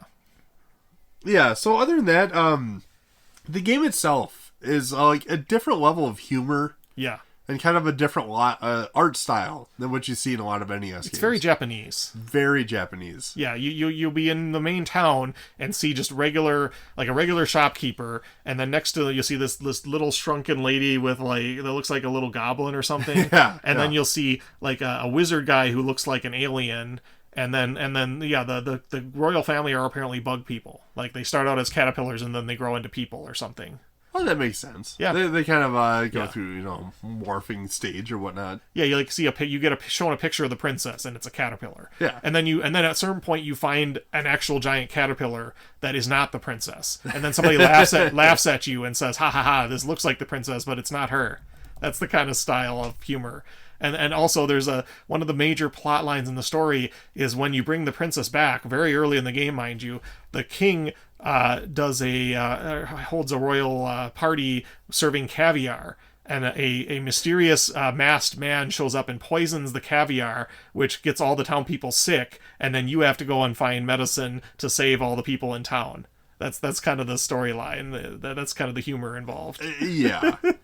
I really love the art style. I just wrote down there's a guy that looks like Frieza. Yeah. I remember when we were playing that, I had a hard time not just screaming Frieza at the TV. Yes. Yeah, it's this weird mix of fantasy and sci-fi looking things. Yeah, super interesting game. The interface is a little clunky at places. It's kind of like what we were talking about with Crystalis, where you have an item you can select with select while you're in the middle of combat, and it switches between the different items. But you have like a bow, and you have two different kinds of attack magic and different things. But most of them I don't find you use. Like you use the bow, but most of the other items you don't really need. They're kind of too expensive to use regularly. So those items are technically like their version of magic, weren't they? Yes, yeah. You have Magic Seed and Magic Saba, and I think one's like a wave and one's a different kind of attack. And you have to buy your ammo for them. I was looking through our playthrough of it. I don't think we didn't bother. Used any of them. We didn't bother. Because like I said, you have to grind the money to pay. But you need the money for like everything exactly. else. So you can get the magic and it might make certain dungeons easier, but I didn't feel you needed them. I feel like you need to pick one ranged attack. Yeah. And the bow is the cheapest. And the bow is easily the cheapest. It might even be the most damaging because you upgrade your bow. Whereas the magic, you just buy the magic and it's the same power throughout the game. Yeah, I remember the music was pretty good. Recall looking back, it's not like perfect, but it's enough where it keeps you kind of engaged, I guess. It's unique, it's Faria. Yeah. The inventory space, at least they give you plenty for healing items. Yes. So I recall a lot of those later dungeons, like you need to load up on every single piece of healing items you can. Yep. The action itself wasn't too bad. Yeah. I mean, it wasn't great. It's not as polished as like a Crystalis, but... Yeah, it's kind of like, it's similar to you have your close-up attack you do most of your stuff with, and you have a ranged attack, which in this case is mostly the bow. You don't have as many ranged weapons like a boomerang or a shooting sword in Crystalis that you can just spam. I think pretty much all your ranged weapons have ammunition, so you have to be more judicious in what you use. Yeah. So I remember I was looking back at our playthrough, Poutine, I think was the name of the healing items. Oh yeah, it's like balm and different. There's like 4 or 5 different levels of healing item, and they heal slightly more. Yeah, each one, and it has an early bank system where instead of like putting money in the bank, you buy gems. And then, that's right. Yeah, and when you die, you lose like half or all your money. I forget, but you don't lose your gems. So basically, instead of like going and putting your money in the bank, you just buy gems with any money you have left over before you go do something hard. But then the problem with that is then you had less items for healing. Yes, but you also find gems in dungeons as loot, which is kind of interesting. Right. So you always want to find the gems so you go sell them, but it's like It's interesting. It's weird. Yeah, it's most games like Zelda. I think if you die, I think you actually no, I think you keep your rupees in Zelda. But most RPGs, you have if you lose half or all your gold on death, they add a bank, and so this was an early alternative to the bank. Yeah, I remember the boss fights were sort of interesting. They weren't bad. They weren't quite Crystalis level. No, I mean they tended to be pretty generic, large creatures that if you get too close, they rush at you. Yeah, you want to have the best hyperspeed you can get, and you want to stay away from them and shoot them with arrows mostly. Yeah. And once you get the spring boots, it makes everything a little bit easier as far as avoiding stuff goes. But yeah, Yeah, other than that, I don't know, like, a lot of it, it's okay. Like, it's one of those games that's getting pretty pricey. Yeah. I think it's 150 plus right now. Yeah, it existed back in the day. This was one I rented. This was a weekend rental that I actually beat, barely. It was one of those where, I would rent it, and I would try and hide in my room and not be bothered by my parents. And I didn't want to do any chores. I didn't want to do anything. I just wanted to beat the game because I was on a timer. I had to beat it before I returned the game. Yeah, and it was a fairly long game. It was fairly long. It was hard. It was one of those that was very time consuming to try and finish in the space of a weekend. Yeah, especially like when you're just flying blind through through the towers. And I remember the last tower especially had like a Death Mountain aspect before you even got to the tower. Yes. That was extremely hard. Then the tower itself is extremely hard. Yes. The final boss, it wasn't that hard, but... And some of the caves have, you have to, I think maybe all the caves, you have to use a light, a torch in them, like a lantern. And and if you run out of juice, you're kind of stuck. Yeah. Or it's very hard to find your way. Yeah. The end boss of the game, it's a giant dragon. Yeah. You just jump and hit it. It wasn't too bad, but it hit hard as hell. Yeah. Yeah, it's very easy to die quickly in that game. It's like you don't have a very long invulnerability frame, if at all. Barely. Yeah. And early in the game, there are enemies you can find in the forest right outside town that will destroy you. Yes. So it's like you have to be it's kind of like Dragon Warrior 1. You do not go outside your zone until you're ready. Like, you have to be careful what places are okay to grind in and what places are not. Oh yeah, because they like one hit kill you and then you lose a lot of progress. Yeah, and again, if you find yourself in one of those fights, you could try and run away, but then you lose potentially items and gold and stuff.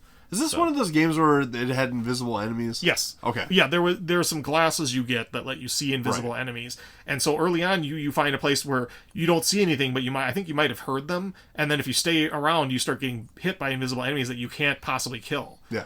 And then so later on, there's a certain dungeon where I think you have to kill the invisible enemies to proceed. So you need the glasses to be able to see the enemies. So that was interesting, but it's a little frustrating too. Yeah. But do you have any other thoughts about Faria here? That's mostly it. It's one of those weird games that you didn't see much, you don't hear about much, but it's worth a try. It's definitely and it's interesting. one of those like weird genres where there's not that many games like it exactly. It's like a weird mix. Yeah. And I do remember, like, I looked back and I did like the ending cinematics. Yeah. It kind of gives you a nice, like, I like those NES games that give you like a legitimate ending and not just a congratulations. Yes. Or whatever. Yeah, this had a pretty good ending, as I recall. It's very good in a lot of ways. I think it's super underrated, probably. Yeah, if you had to give the stars, Dave, what would you give it? I gave it a 4-star. I think I also gave it a 4. Yeah, I might be a little hard on it, but it's definitely not perfect. It's definitely a half a star or a star below like a Crystallis or a Zelda, but it might be the best Zelda clone on the NES outside of Crystallis. I can't think of any better. You could say Willow is in the same ballpark, maybe. Willow is pretty damn good. Yeah, Willow might be better. They're pretty close. Would Willow be better? I think Willow might be better. Yeah, Willow might be slightly better, but they are very close. They are very close. Yeah. There aren't too many action RPG or action adventures of that type that are straight up Zelda clones. I mean, you have your Deadly Towers that try and fail. Yeah, no. We're even going to talk about fucking Deadly Towers. But yeah, there aren't that many. There aren't that many that stay at that level, at that 4-star level, that are actually really good while not being a straight up clone. Like, all right, that is Faria. I'd recommend checking it out definitely if you're into that genre. It's worth playing. I don't know if it's worth owning because it's getting expensive, so. They pass up on that aspect of it. Dave, it's time. It's time to talk about... So, I think I also confused you, but we're going to figure this out. So, I want to both talk about our top 10 favorite NES games. Yes. But also the top 10 best NES games. Yeah, which for me, I would say they're almost the same thing. I have a couple of caveats. There's a couple games I consider the best that might not be the best, and I'll mention that one. I think mine are pretty different. There's only a couple games I think that were on each of my lists. And I was able to break them down into pretty loose genres. I kind of played with it a little bit, and I didn't include a racing game, not because there aren't good racing games, but because they're not really my favorite on the NES. There's a couple that are really good. There are a couple that are really good, but I don't consider them maybe as good as some of the other games on my list. So okay, and I also wrote back... Oh my god. I have 3 lists, Dave. Okay. I have my top 10 favorite, the top 10 of what I would consider to be the best. Yeah. And then I also kind of did what you did, and I have like a genre list going on. Well, do you want me to do mine first, and then you can do your lists? We'll trade. Okay, or we'll trade off. So let's start with our top 10 favorite. Okay. This is really subjective. Yes. Of course, if I say I like this game and you say it's trash, well, it's my favorite. I don't really give a shit what you say. Yeah. Dave, start out with, what is your 10th favorite? My 10th favorite NES game. I would say Tetris. NES, and specifically the NES Tetris, or Nintendo Tetris, not Tengen. Although Tengen's slightly behind. They're both. I mean, the music of the original licensed Tetris is better. Yeah, the 2-player in Tengen Tetris is neat. The Tengen Tetris is almost like identical to the arcade, right? I think it's a straight port. Yes. Yeah. It's closer to the arcade. I do like I don't know. I do like the licensed one better. I think it's a little bit more colorful, better music. I like it for everything except the 2-player. It doesn't have a 2-player mode, which is unfortunate. Yes. My 10th is Jackie Chan's Action Kung Fu. I'm surprised it was that low on your list. Actually, yeah, I don't even know why it's 10th. Yeah. But yeah, looking at my list, I realize why. Yeah. It's a wonderful, cutesy little platforming game. Yeah. I love the music. Yeah. I love the sprite of Jackie Chan. Yeah. It's adorable. Yeah. And it's very tight. Like, gameplay-wise, it's actually extremely tight. Yeah. You get all these little moves. There's some secret level crap in there. Mm-hmm. The boss fights are all really fun. Yep. It's challenging, but it's not, like, impossible. Yeah. It's not frustrating, I'll put it that way. Mm-hmm. It does have, like, 3 lives and it continues. I need to run out of continues, but it's a very cutesy game. I need to try that one more. I always downplayed that one because the graphics, I think, turned me off a little. Oh. I don't know why. They're adorable. I don't think they're bad. I just think when I saw it, I thought it was a worse game than it was. See, I like it better than the TurboGrafx release because the soundtrack is better. Sure. Yeah, I think it's just one of those that I just assumed it was a bad game from the graphics, and I never saw it played. I think I just saw a few things of it in Nintendo Power. Well, yeah, and you look at the label for the game, and like it's Jackie Chan. It's like it's another licensed pile of shit. That's what I assumed. I assumed it was a licensed garbage game. Yeah. It's much better. Yeah. Well, I should say, it's not much better than people get credit for because no one really ever plays it and talks about it. No one thinks about it much. No one ever talks about it. Anyway, that's my 10th. What do you got for 9? I would say for my 10th, that was my best puzzle game. So I'm throwing categories in okay. here. So you went to Yeah. So that was my 10th favorite game, and also I think the best puzzle game. So I also had mine as the best puzzle game as well as Tetris. Okay. So good enough. Like I said, I'm working off a 3 list, but I'll work with you, Dave. Yep. We got so this. My number 9 is what I consider my best multi-genre game, which has like at least 3 or 4 games, not too many on that list. Okay. But it's Guardian Legend. Okay. Yeah, which is one of the better shooters on the NES and one of the better Zelda kind of clones. That's the other one I was almost forgetting earlier when I was thinking. But yeah, and it does both amazingly well. I have not played enough of Guardian Legend. Yeah. It's a great game. I absolutely love it. I need to play through it again one of these days. I got kind of lost in the Zelda aspect version of it. Yeah. Because I didn't really exactly know where I was supposed to go. Yeah. But it astounds me that you buy all these weapons, all these secondary weapons and stuff, and they actually work in the Zelda version, the Zelda portion of the game, and in the shooter portion, and they have like slightly different effects and stuff. And there are some enemies that just destroy certain bosses. It's just such a deep game. Like, I have heard nothing but good things about that game, and I somehow have avoided sitting down and playing through it. And I think it's a little expensive. Isn't it? No. Okay, like $20. Maybe I'm thinking of something. Oh, guys, I'm thinking of something else. Yeah. I need to buy that one. Surprisingly, like, unless it's gone up, but like last time I looked, it was like $20-25. Okay, I thought it was. No. Anyway, good. My 9th favorite. That's what we're on, right? 9th, yes. Okay. I had Bucky O'Hare. Huh? A lot of people say the game sucks. I find it endlessly enjoyable. Yeah. And partially why is because the game is extremely hard. So, like, if you think of those weird games that kind of tries to do too much. Yeah. You think of, like, Battletoads. Yes. Where it's, like, 9 different ideas of a game thrown in one. Yes. Bucky O'Hare is kind of like that as well. It's definitely more platformy than any of the other genres. There's no beat 'em up aspects of it. Right. But, it has a lot of, like, the disappearing block bullshit from Mega Man. It has a lot of, like, shooter aspects from other games. The boss fights are kind of frustrating. Yeah. But the soundtrack is so good. It's very easy to get into, but very hard to master. Yeah. The last time I played through it, I maybe died like a couple times throughout the entire game. It's endless continues. Yeah.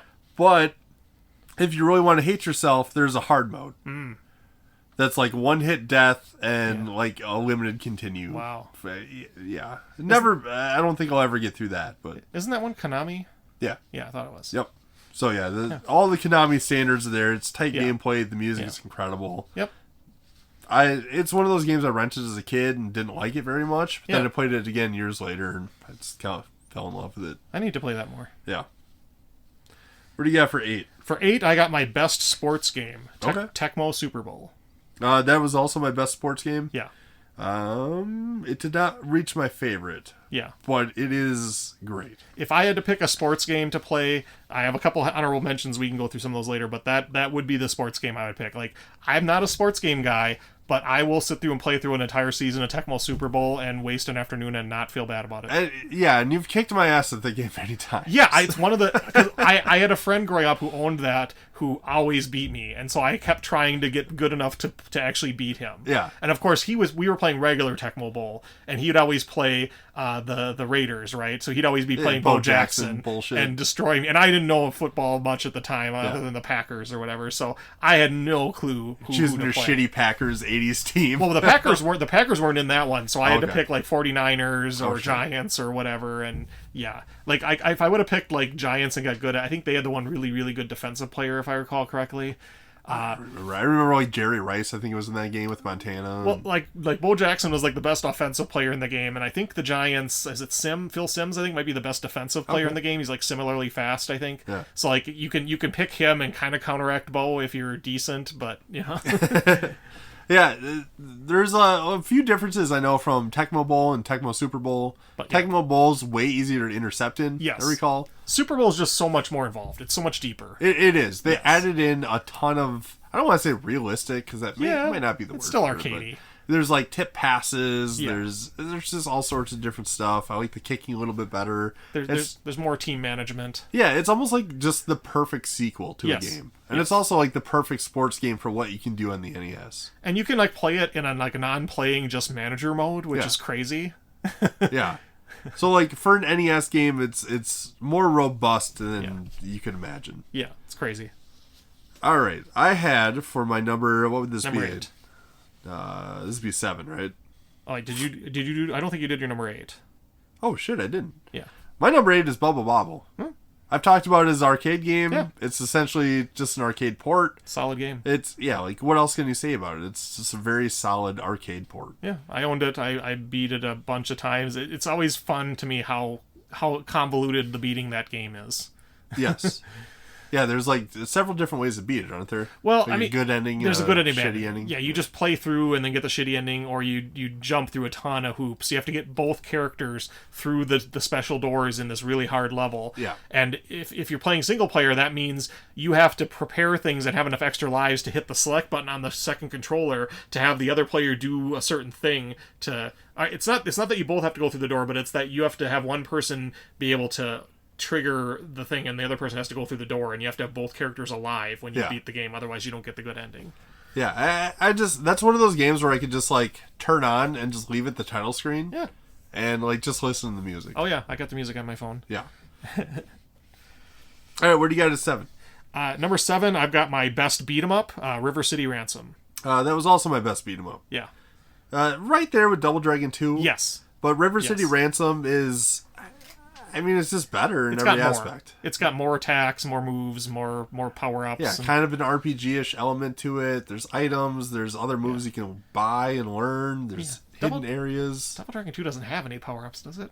No, not power-ups. You might learn. You get 1-ups. Yeah, you don't even learn moves in 2. You start out with all the moves. That's just one? Yeah. Okay. Yeah, I think you might get 1-ups, but that's it. I forget. Yeah. Double Dragon 2, like... it's good, but it's not quite perfect. Right.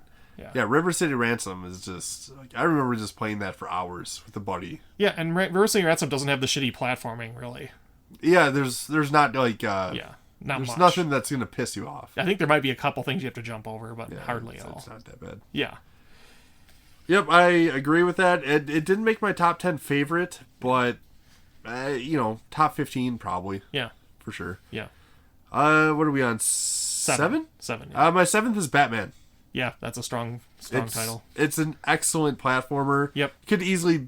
You could easily call it the best action platformer on the system. I think it's right up there. I think it might be a little too unfairly hard for my taste. I kind of like that, though. Yeah. I don't think it's unfair. Once you figure out some of the patterns, I think a few parts are kind of unfair. There's a couple. That, like, only speedrunners I watch, like, can figure this shit out. Yeah. The bosses are pretty insanely hard. There's a couple parts, like in the clock tower, where, like, you just have to be, like, pixel perfect with some of your jumps, kind of. Right, or you just have to have enough life to just whatever. Yeah. Just absorb some punishment. But one of my favorite soundtracks. Oh, yeah. Amazing. Some of the tightest controls. Yes. Though no other NES game ever got wall jumping. Yes. Like, almost no other game, period, got the wall jumping down. Strider had it. Okay. But, yeah. But I think it was better in Batman. Yeah, Batman is great. The power-ups are great. I think it's Sunsoft's best game, probably, on the NES. Probably. Yeah. Let's see why. Like, some people might say Blaster Master or whatever, but I'm not a huge Blaster Master fan. Yeah, I mean, it's definitely the peak of their audio accomplishments, and some of their other better games we didn't get, or they weren't popular, like Euphoria or something. Yeah. Yeah. What do you got? Next one I have, which is number 6, is my best shooter, which this is one I say is controversial. It's my favorite. I don't know if it's the best, but I call it the best, and that's Life Force. That was mine too. Yeah. I think some people would say Gun-Knack is better, and if you include run and gun shooters, then that's Contra and Super C and Guerrilla War. I count those as two different genres. Yeah.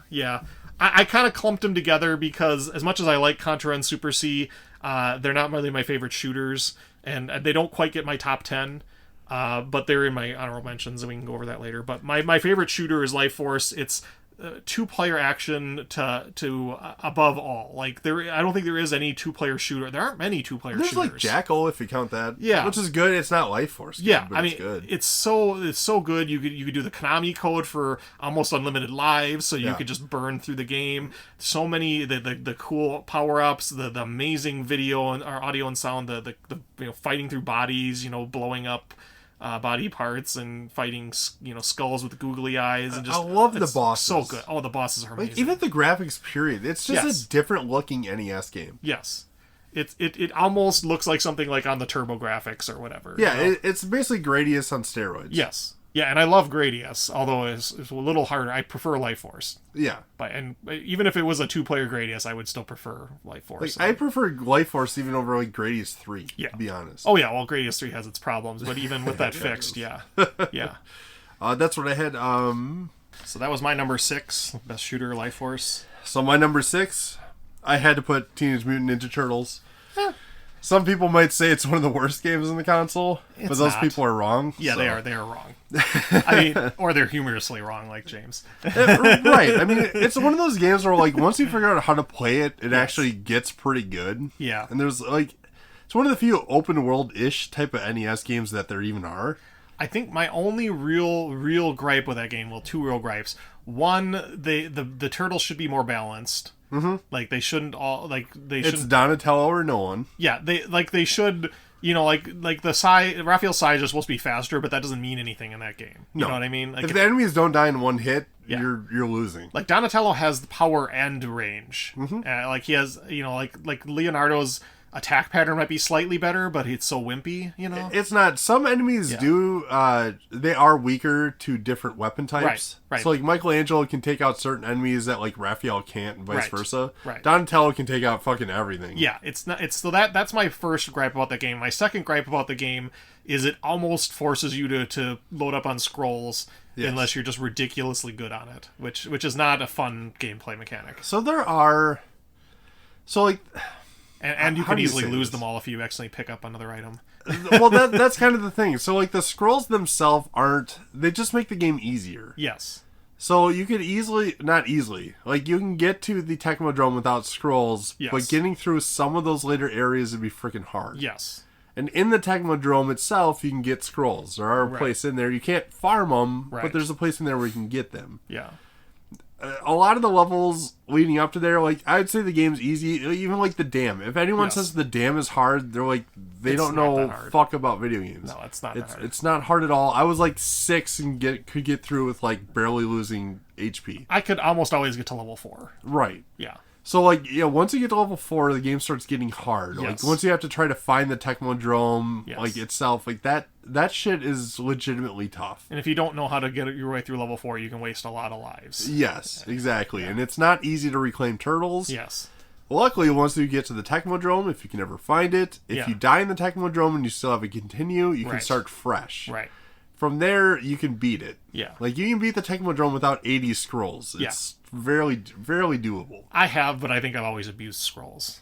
The easiest way is to abuse scrolls. Yes. But if you know where stuff is, it's not that bad. Yeah. Now, that final room with all the flying guys through that little tunnel. Yes. I don't know how people do it, but you can kind of, like, trick them into coming from a certain angle in the screen. Well, you can move forward and back and make them disappear. You can do that at one point. I'm saying, like, right before that. Okay. There's a bunch of guys that'll either come and you can walk right past them, depending on where they spawn on the screen. Right. Or they spawn low and, like, you have to get around them somehow. And you're usually hurting already by the point you get there. So. Well, and it's such a weird thing in that game. Like, a lot of the earlier levels, there's, like, 2 sets of enemies that appear. And you can decide which ones you want to go through. Like, you start fighting ones, and then you, like, either leave and come back into the room, or you, like, backtrack and come back, and it'll, like, swap out the enemies sometimes. And so you can kind of decide which ones you'd prefer to fight. Which is it's kind of like a buggy mess of a game in that way, but it's Yeah. also kind of like, I don't want to. I don't care. These flame guys look hard. Like, I don't want to deal with that. Yeah. So that's why I like that game. It's good. The music is actually great. I think it's underrated. It is good. I mean, it could be a little more Ninja Turtle themed, maybe, but it's not terrible. Yeah, for what it is without a Ninja Turtles theme, it fits the theme. Yeah. If you know what I mean. Yeah. Anyway, what's your number 6? Let's see. That was 6, right? That was my number 7. No, that was my Force was my number 6. Okay, yeah. Okay. Oh, so all right. My number. Wait, yes, you're number 5, right? Yeah, I'm going into number 5. Now. Okay. So my number 5 is my best fighting game. We were talking about this before, which is Punch-Out. Yes. And fighting games. It is. Yeah, it is because it is. It is because there are 2 fighting games on the system, and one of them is not Punch-Out. 3 if you count Karate Champ. Yeah, which, well, whatever. But yeah, Punch-Out is easily my top 5. Or Urban Champion, which is dog shit. Yeah. Punch-Out is easily my top 5 in my top 5 games. I had no question there. It's such an amazing game. I love to play it. I can't legitimately beat Iron Mike, but I can beat everything else, I think. The only reason I don't have Punch-Out on my top 10 favorite is because I never played it as a kid. Not even once. Oh, and I played it a bunch. Yeah. I didn't play it until, like, my 30s. Yeah. And it's great. Yeah. It's just, like, if I don't have nostalgia for it, it's hard to put it in my favorite. That's fair. Mine is Mario 3. Yeah. Just because I played it so much. It's easy to pick up. It's easy to play. But, like... Also, if you want a challenge, just play through the entire game without a whistle. Yeah. It's incredibly hard. Yes. So, like, it's a game that has tons of replayability. Yeah. And, of course, like, you already know. Like, the graphics are great. The soundtrack is legendary. Like, yes. It's got that same MMC3 chip. It's the pinnacle of Mario. You could say it's the best Mario game of all time. And there's a lot of freaking games it's debatable between that and World, but it's a strong contender. I think it's a little bit harder in World. Yeah. But there's a lot of levels that are just devilishly designed. Like, yeah. You have to figure out the right path through the maze of pipes. Yeah. Yeah. But World has Yoshi, so like that's kind of also what do you do? But Mario 3 is Tanuki suit. Yeah. Oh, if you could, and the boot. Yeah, I mean, the biggest thing that bothers me about that game is you get certain things like that, and then you lose them right away, and you can't easily get them back. Yeah. It pisses me off. I used to just play just to get the boot. Or the hammer suit, I love. The hammer suit's so great. Did you ever play it with Game Genie with the Skywalker code? No. No. That was some fun. That was my favorite. The Skywalker code with the hammer suit. So you get the P-Wing and the hammer suit, basically? Oh, that's cool. Yep. Yeah. And it was like the P-Wing was permanent. Yeah. Like, never went off. That's funny. Although it did bug out the end of the game. Like, you couldn't beat Bowser with it. That's funny. Yeah. All right, what do you got for number 4? Yeah, number 4 I have as my best platformer. Originally, I was going to break up platformers and action platformers, but that got complicated. So, best platformer, Mega Man 2. Okay. I had my best platformer as Mario 3, but I mean, it's a tight decision however between you want the to two call of it them. that genre. Yeah, like I said, originally I had those two split up, and I had Mario 3 later on my list. But honestly, I don't enjoy Mario 3 as much as I did when I was a kid. I still, if I was going to do my top 10 best games, it would probably still be on there. But it's not really one of my favorites anymore. Yeah. Yeah. Yeah, no, as my platformer, I have like sectioned off, so I counted like your Castlevanias, your Mega Man, your Batman, and Ninja Gaiden 2 specifically. I had in there. Yes, me too. In my honorable mentions. Yeah, which are also excellent. So, and you could throw your Little Samsons, your Panic Restaurants. I was just about to say Little Samson as well, because I have a ton of honorable mentions there, but Mega Man 2, I mean, it is a perfect action platformer. It is. There's just nothing bad to say about it, I think. Yeah, unless you have a hard-on for, like, the charge beam, then you might choose 3 or 4. Right, and maybe you could say 2 is a little too easy, maybe? Not really. Not really. I wouldn't either. I mean, Mega Man 1 you might say is too hard. But... Well, yeah, but that's what I say. If you think because it has the regular and easy mode in 2, I think. Yeah. And the easy mode is super easy. Which but they never took out they never added the hard mode. I don't think in any other game. Yeah, or normal mode. Or whatever they didn't do the normal and easy. And so, and even normal mode isn't really. You could say it's not that hard in some places, But I don't think it's a bad thing. Definitely adds it back. Yeah. Yeah. So all right, I had Life Force as my 4th. Yeah. Because I grew up with it. I love it. It's I mean, like we already said, it's probably the best shooter in the system. Yeah. Unless like, hey, if you like Gun Knack, I'm not gonna say no. Yeah. Honorable mention Dragon Spirit, the new legend. Yeah. It's excellent. It's not as refined as either one of them, but it's still great. Yep. What do you have as your 3rd? My 3rd is Dragon Warrior 4, best RPG. Okay. I also have my best RPG. It's not in my top 10 favorite. Yeah. But again, like I'm literally playing through it right now, so like I'm not complete with it. Yeah, it's I like all the Dragon Warriors. I like Final Fantasy. I like some of the more actiony ones like Dungeon Magic. But Dragon Warrior 4 just stands far above and beyond. Like Final Fantasy 1 is close, but it's kind of it's got its fucking issues. Yeah, it's got its issues. Got a lot of issues. Well, and it's the first one on the system. If they, I mean, Final Fantasy 3 on the NES, which we didn't get, is amazing and is maybe my favorite if you count the Japanese ones. But Dragon Warrior 4 has better personality than Final Fantasy 3 does, I think. And we're talking about shooters like what's it? Crisis Force is like amazing in Japan. Yeah. Again, we're not counting Famicom games, but yeah. Yeah, no, that's a good pick. Dragon Warrior 4 is amazing, and I owned it as a kid. I still kick myself when I got rid of it because that one's not cheap. Yeah, and it keeps going up too. Yeah, and I had the whole set with all the posters and all the cool stuff. And it's so pisses me off. It's easier if you don't think about that. I know it is. I mean, I threw away a box for Earthbound as a kid. And I didn't throw my stuff away. I just sold it. I sold it to Yoder's in Sun Prairie here when I was just out of high school, and I bought a Super Nintendo with it. I threw away a box for Earthbound, a box for what do we got over there? Mario RPG. Right. It happens. Yeah, I had Dragon Warrior 4, the box set, and I had Dragon Warrior 1 and all the stuff you got with Nintendo Power when you got the guide and everything. The guide, all that stuff. I so wish I still had that stuff. Yeah. Anyway.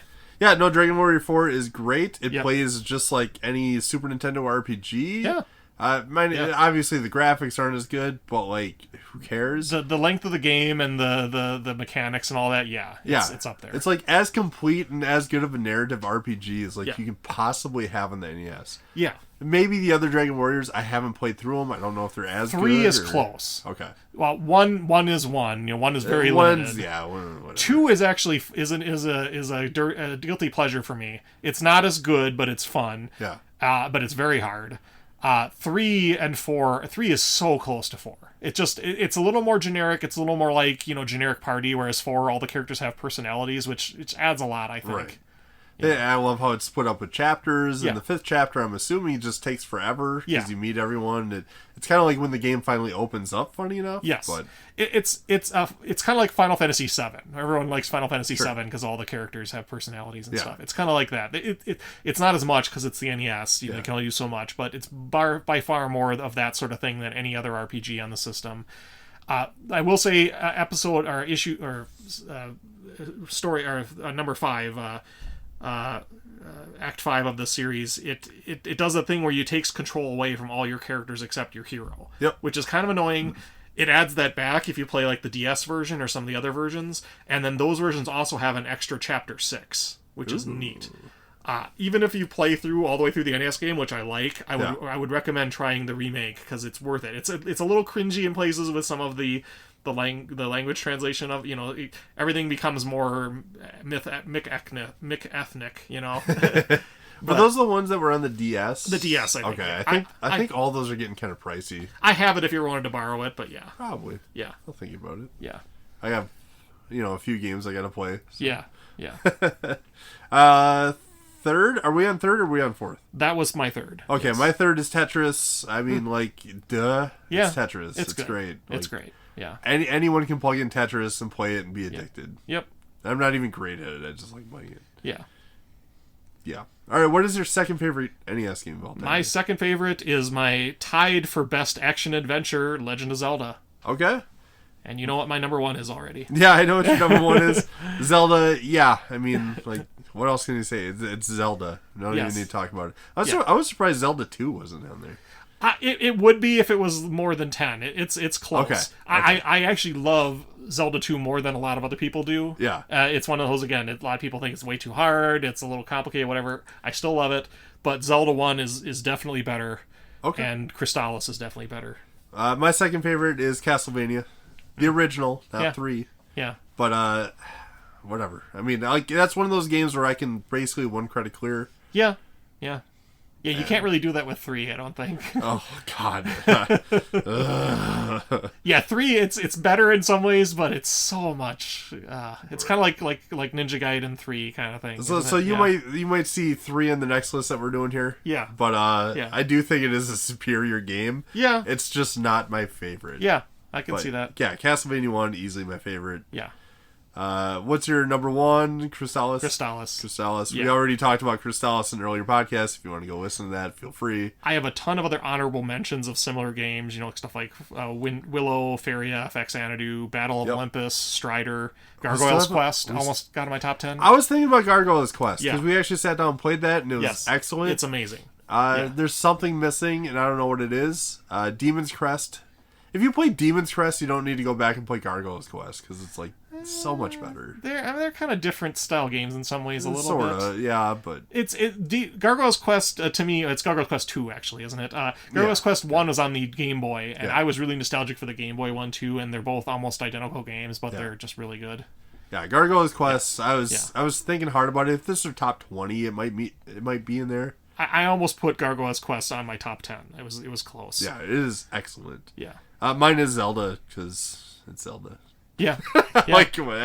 I don't need to say anything else. Whatever. I like I said, I get a lot of people will put a Mario game on top 1, but Zelda to me is so much more impactful than Mario in the early Nintendo. Zelda to me was what made the big difference between a Nintendo and a ColecoVision. They could not do a Zelda. They could maybe do something resembling a Mario, I think somebody actually has. Yeah, I mean, they've in retrospect, but you couldn't. Yeah. I mean, and people have done kind of Zelda-ish things on some of those systems, but this showed why we needed the Nintendo, because they could do games like Zelda. Yeah. So let's get into our next top 10 here. This is just going to be clickbait, top 10. Yeah. But I also want to go with our top 10 best NES games of all time. So ignoring your favorites. So obviously Teenage Mutant Ninja Turtles, not the top 10. Let's be real. Yeah. Jackie Chan's Action Kung Fu, no. Yeah. Bucky O'Hare, no. To be honest, I would consider my top 10 favorites to be the top 10 best in their genres. They're not necessarily the top 10 games, but they're the top 10 in their genres. Yeah, so this is where a lot of my honorable mentions will come in. Yeah. we can just kind of rush through these. Yeah. We can talk about them. I don't know. I've got a bunch of honorable mentions I can go through too. Yeah. A lot of my top 10 bests were on your favorite list. Yes. But they did not meet on my favorite list. So Yeah. my top 10 looks quite a bit different than my favorite. Yeah, mine. I mean, my opinion is perfect, so they line up pretty perfectly for me. All right, I'll start off with the top 10 of what I think are the best NES games of all time. So Sure. if you had an NES, Yeah. and you said to somebody, "Hey, Yeah. I need 10 of the best games. Yep. What are they?" Yep. And you could only have these 10 games. Yep. Here's what I would say. Yeah. My list is a good mix, so I don't have, like, for example, I love platformers. Yeah. So, like, 5 or 6 of my top 10 would probably all just be platformers if I had to choose. Yeah. I tried to narrow them down. Yeah. That's where it got hard. So my top 10 list of all time that Top 10 best. top 10 best that you would have to have in your collection. I have number 10 set as River City Ransom, which we already talked about. Strong. It's the best fighting game on the system, arguably better than Double Dragon. Yep. Again, you wouldn't go wrong with either one of them. Yeah, you could swap in Double Dragon 2. The Double Dragon 2 is cheaper. Yeah. So if you're on a budget, Double Dragon 2. If you're not, River City Ransom. Yep. What do you have as your 10th or... Well, like I said, I went through. It's exactly the same as my favorites. List. Okay. Exactly the same. So yeah, if you have any honorable mentions, So for in that era, I said my Double Dragon 2. I also would put Mighty Final Fight almost up there. That's a good game. Yeah. It's very good. Yeah. And TMNT 3 is also, I think, really that is good. It just gets horribly repetitive. Yeah, it does. Which is like the same problem with TMNT 2. Yeah, they're honorable mentions for me. They're definitely not as good quite as River City Ransom. Yeah, like Teenage Mutant Ninja Turtles 3 is like on the cusp of being like a Turtles in Time. Yeah. But they just couldn't quite do it. Yeah, but it's impressive for the NES. It is very good. And Mighty Final Fight I actually rented back in the day. So I actually played it back in the day. Wow. Yeah. Yeah, TMNT, as a kid, that was actually probably my favorite game. Yeah, yeah. All right, TMNT 3, Yeah. I should say. Yeah. My number 9th game, if you had to have all of these games, I had Mike Tyson's Punch-Out. Yep. I mean, you have to. Yeah. The original, not the original, but the remake Punch-Out is just as good with Mr. Dream. Yeah, no I don't real difference. think they're any different. It's just literally the sprite and the final fight. Yeah. So, like, that one is going to save you $20. Yeah. Yeah. If you have to have one, there you go. Or if you have a problem, ethical problem with having a Mike Tyson game. There's not really any other games in that genre that I can think of. The closest thing is TMNT Tournament Fighter. Right, and that game, like, you never need to play it. I mean, it's a side-scrolling fighter instead of a head-to-head, but it's basically a fighter, right? It's Street Fighter with 2 buttons. Yeah. And lag. Yeah. And sucks. Yeah, that was the closest thing I had to an honorable mention, and it's debatable. I think Pat Country's book had that as like a 4-star game, maybe even a 4.5. Yeah, the they really like that one. Yeah, I haven't played it a bunch. Know. I'd have to play it more. It's okay. But... Maybe they're rating it higher because they like the versions on other consoles, and I think the Super Nintendo one's good. Well, and because there's different characters in the different versions, so I think some people like all the versions because they like to play the different characters. But the Sega Genesis one fucking sucks. Yeah, I don't know. That one is. I haven't played them enough. 2-star piece of shit. Yeah, I haven't played them enough. But yeah, number 8, I had Super Tecmo Bowl, or Tecmo Super Bowl. If you have to have a sports game, easily. There you go. I was going to say my honorable mentions for that are Super Dodgeball, which Good is game. super close to me, and Ice Hockey. Original Plain Jane Ice Hockey. I never got into it, but it's a good game. I think some people would say Blades of Steel, but Ice Hockey is one of those I played with my friend all the time, and it's, again, one of those few sport games I'm actually halfway decent at and enjoy. So. I'm trying to think. A lot of people like Double Dribble. Yeah, it's okay. All right. It's all right. Kings of the Beach. Yeah. Not too bad. Yeah. I think, is that one also 4-player? I think it is. I think you can use the satellite or whatever. Yeah. So I think we did that over here one day, or at least I did with one of my buddies, and it's entertaining. And the Nintendo World Cup, I think, is the soccer one that uses the Kunio-kun style. And that's also a good one. Yeah. Yeah. For sure. Yeah. Number 7 I had is Life Force. Yeah. I mean, if you have to have a shooter, yes, you couldn't go wrong. It's Life Force. There isn't. Yeah, like I said, Gunnak. If you want to say Gradius, if you want to include, I would not. Yeah, Gradius is definitely worse. Yeah, Gradius is easily worse. Gunnak, I don't think I enjoy as much as Life Force. Life Force is just so polished and pretty and amazing. Yeah, and Gunnak is very pretty. I mean, Life Force is just... It's a different level. Yeah. It's weird. It's like Abadux, but actually good, you know? But if you wanted to put like run and gun shooters in there too, then like Guerrilla War, Contra, Super C, you know. Yeah, well, that actually brings up my next one. Number 6 is Super C. Yeah. I have that over Contra because I think it's a little better, honestly, in my opinion. Yeah. It's cheaper than Contra, so if you have to have one of them, I mean, Contra is not as expensive as it used to be, but I think Contra 1 is a little more with the cheap deaths. Yeah. The walls springing up. Super C seems fleshed out a little bit more. Yeah. And I think I enjoy it. I think Contra 1 is a little more about memorizing stuff so you don't run into stupid stuff. Yeah. Or play it in a drunken game and do terrible. Yeah. Yeah, no, Super C, I mean, they're both excellent. They're both, like, most people just count them as the same game, essentially. They're both two-player. They're both, like, wonderful. Yep. I picked Super C. Yeah. As number 5, I had Tetris, because, like, if you have an NES, you have to have Tetris, unless for some reason you don't like Tetris. Yeah. Then Fire and Ice is pretty good. I was going to say, for my honorable mentions for puzzle games, Lolo 1 through 3 are all excellent games. Kickle Cubicle, I think a lot of people interesting. forget. Yeah. I think it's right up there. And then, Solomon's Key, Fire and Ice. Mm-hmm. Yeah. Puzzle is actually pretty good as well. Which one? I think it's just called... Oh, no, Puzznick. Puzznick, that's the name of it, yeah. That one's actually pretty entertaining. Dr. Mario, if you're into it. I never liked it over Tetris or anything. Not as good. I'm trying to think of any other puzzle games that are really worth... Yeah, I mean, I don't really care about Wario's Woods or Yoshi or Yoshi's Cookie. I never got into them either. Yeah. I mean, if you're into them, you're into them. And you would choose them. But if I had to throw a game at you, it'd be Tetris. Yeah.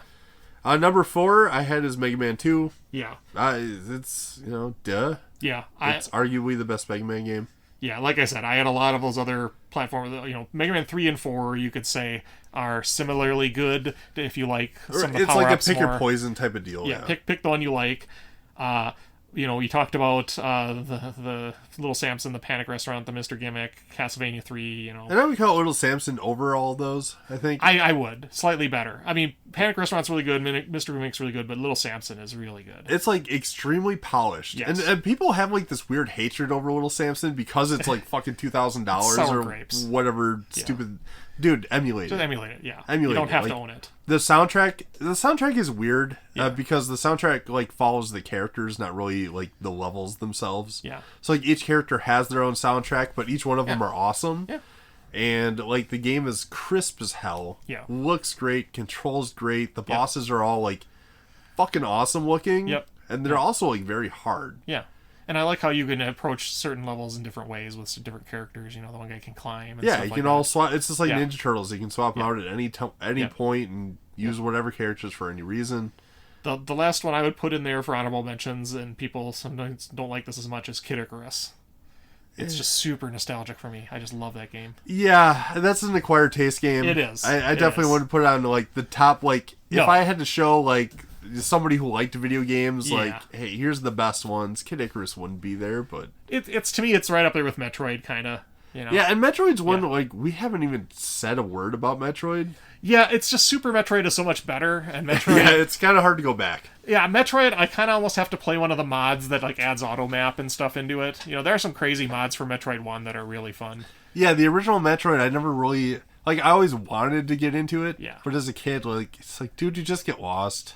Yeah, it's just missing a few things to really make a Metroidvania good.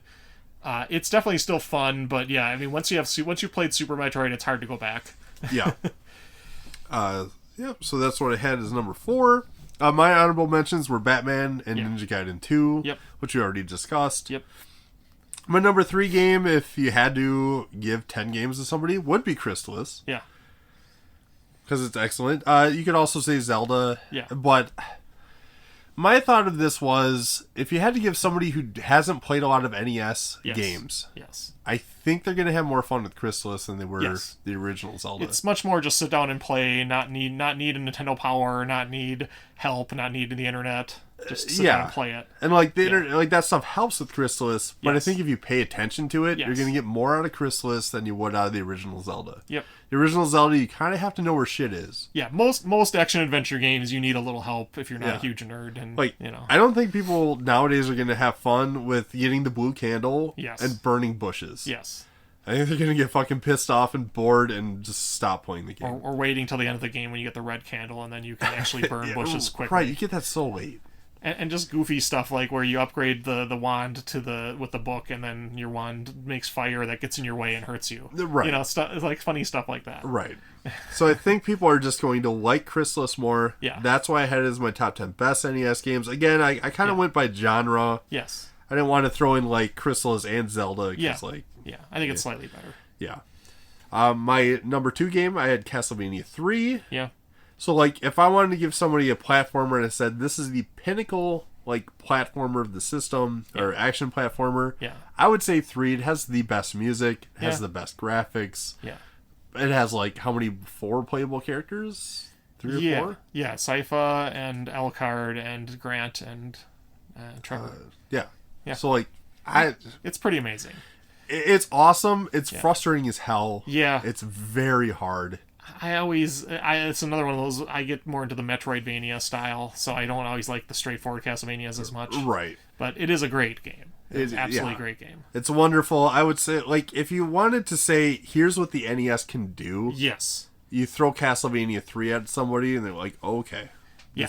This is the top of the line. This is the top of the line, and if you want to do more, you need Super Castlevania on the Super, and that's a whole new ball of worms. Yeah, and then, of course, number 1, it had to be Mario 3, because, like, you got to give somebody, like, a pile of games. Mario 3 has to be in there. It has to be on there for It's better than Mario 1. Mario 2 is a love or hate. Yeah. And there you go. Yeah, I think I covered pretty much all my honorable mentions. I did have a couple other honorable mentions, because, like, I had an arcade game in there, because, like, personally, I don't like arcade games, and I say, like, if you had an NES, you don't really want to play just arcade game ports if you have, like, just 10 games to play. Yes. So I had, like, Donkey Kong Classics or Miss Pac-Man, the Tengen release, or even the other one. Yep, for sure. They're both excellent. I did have my goofy category of multi-genre games. Yeah. There's not a lot of good ones, and you have ones like BioBilly that don't do a good job.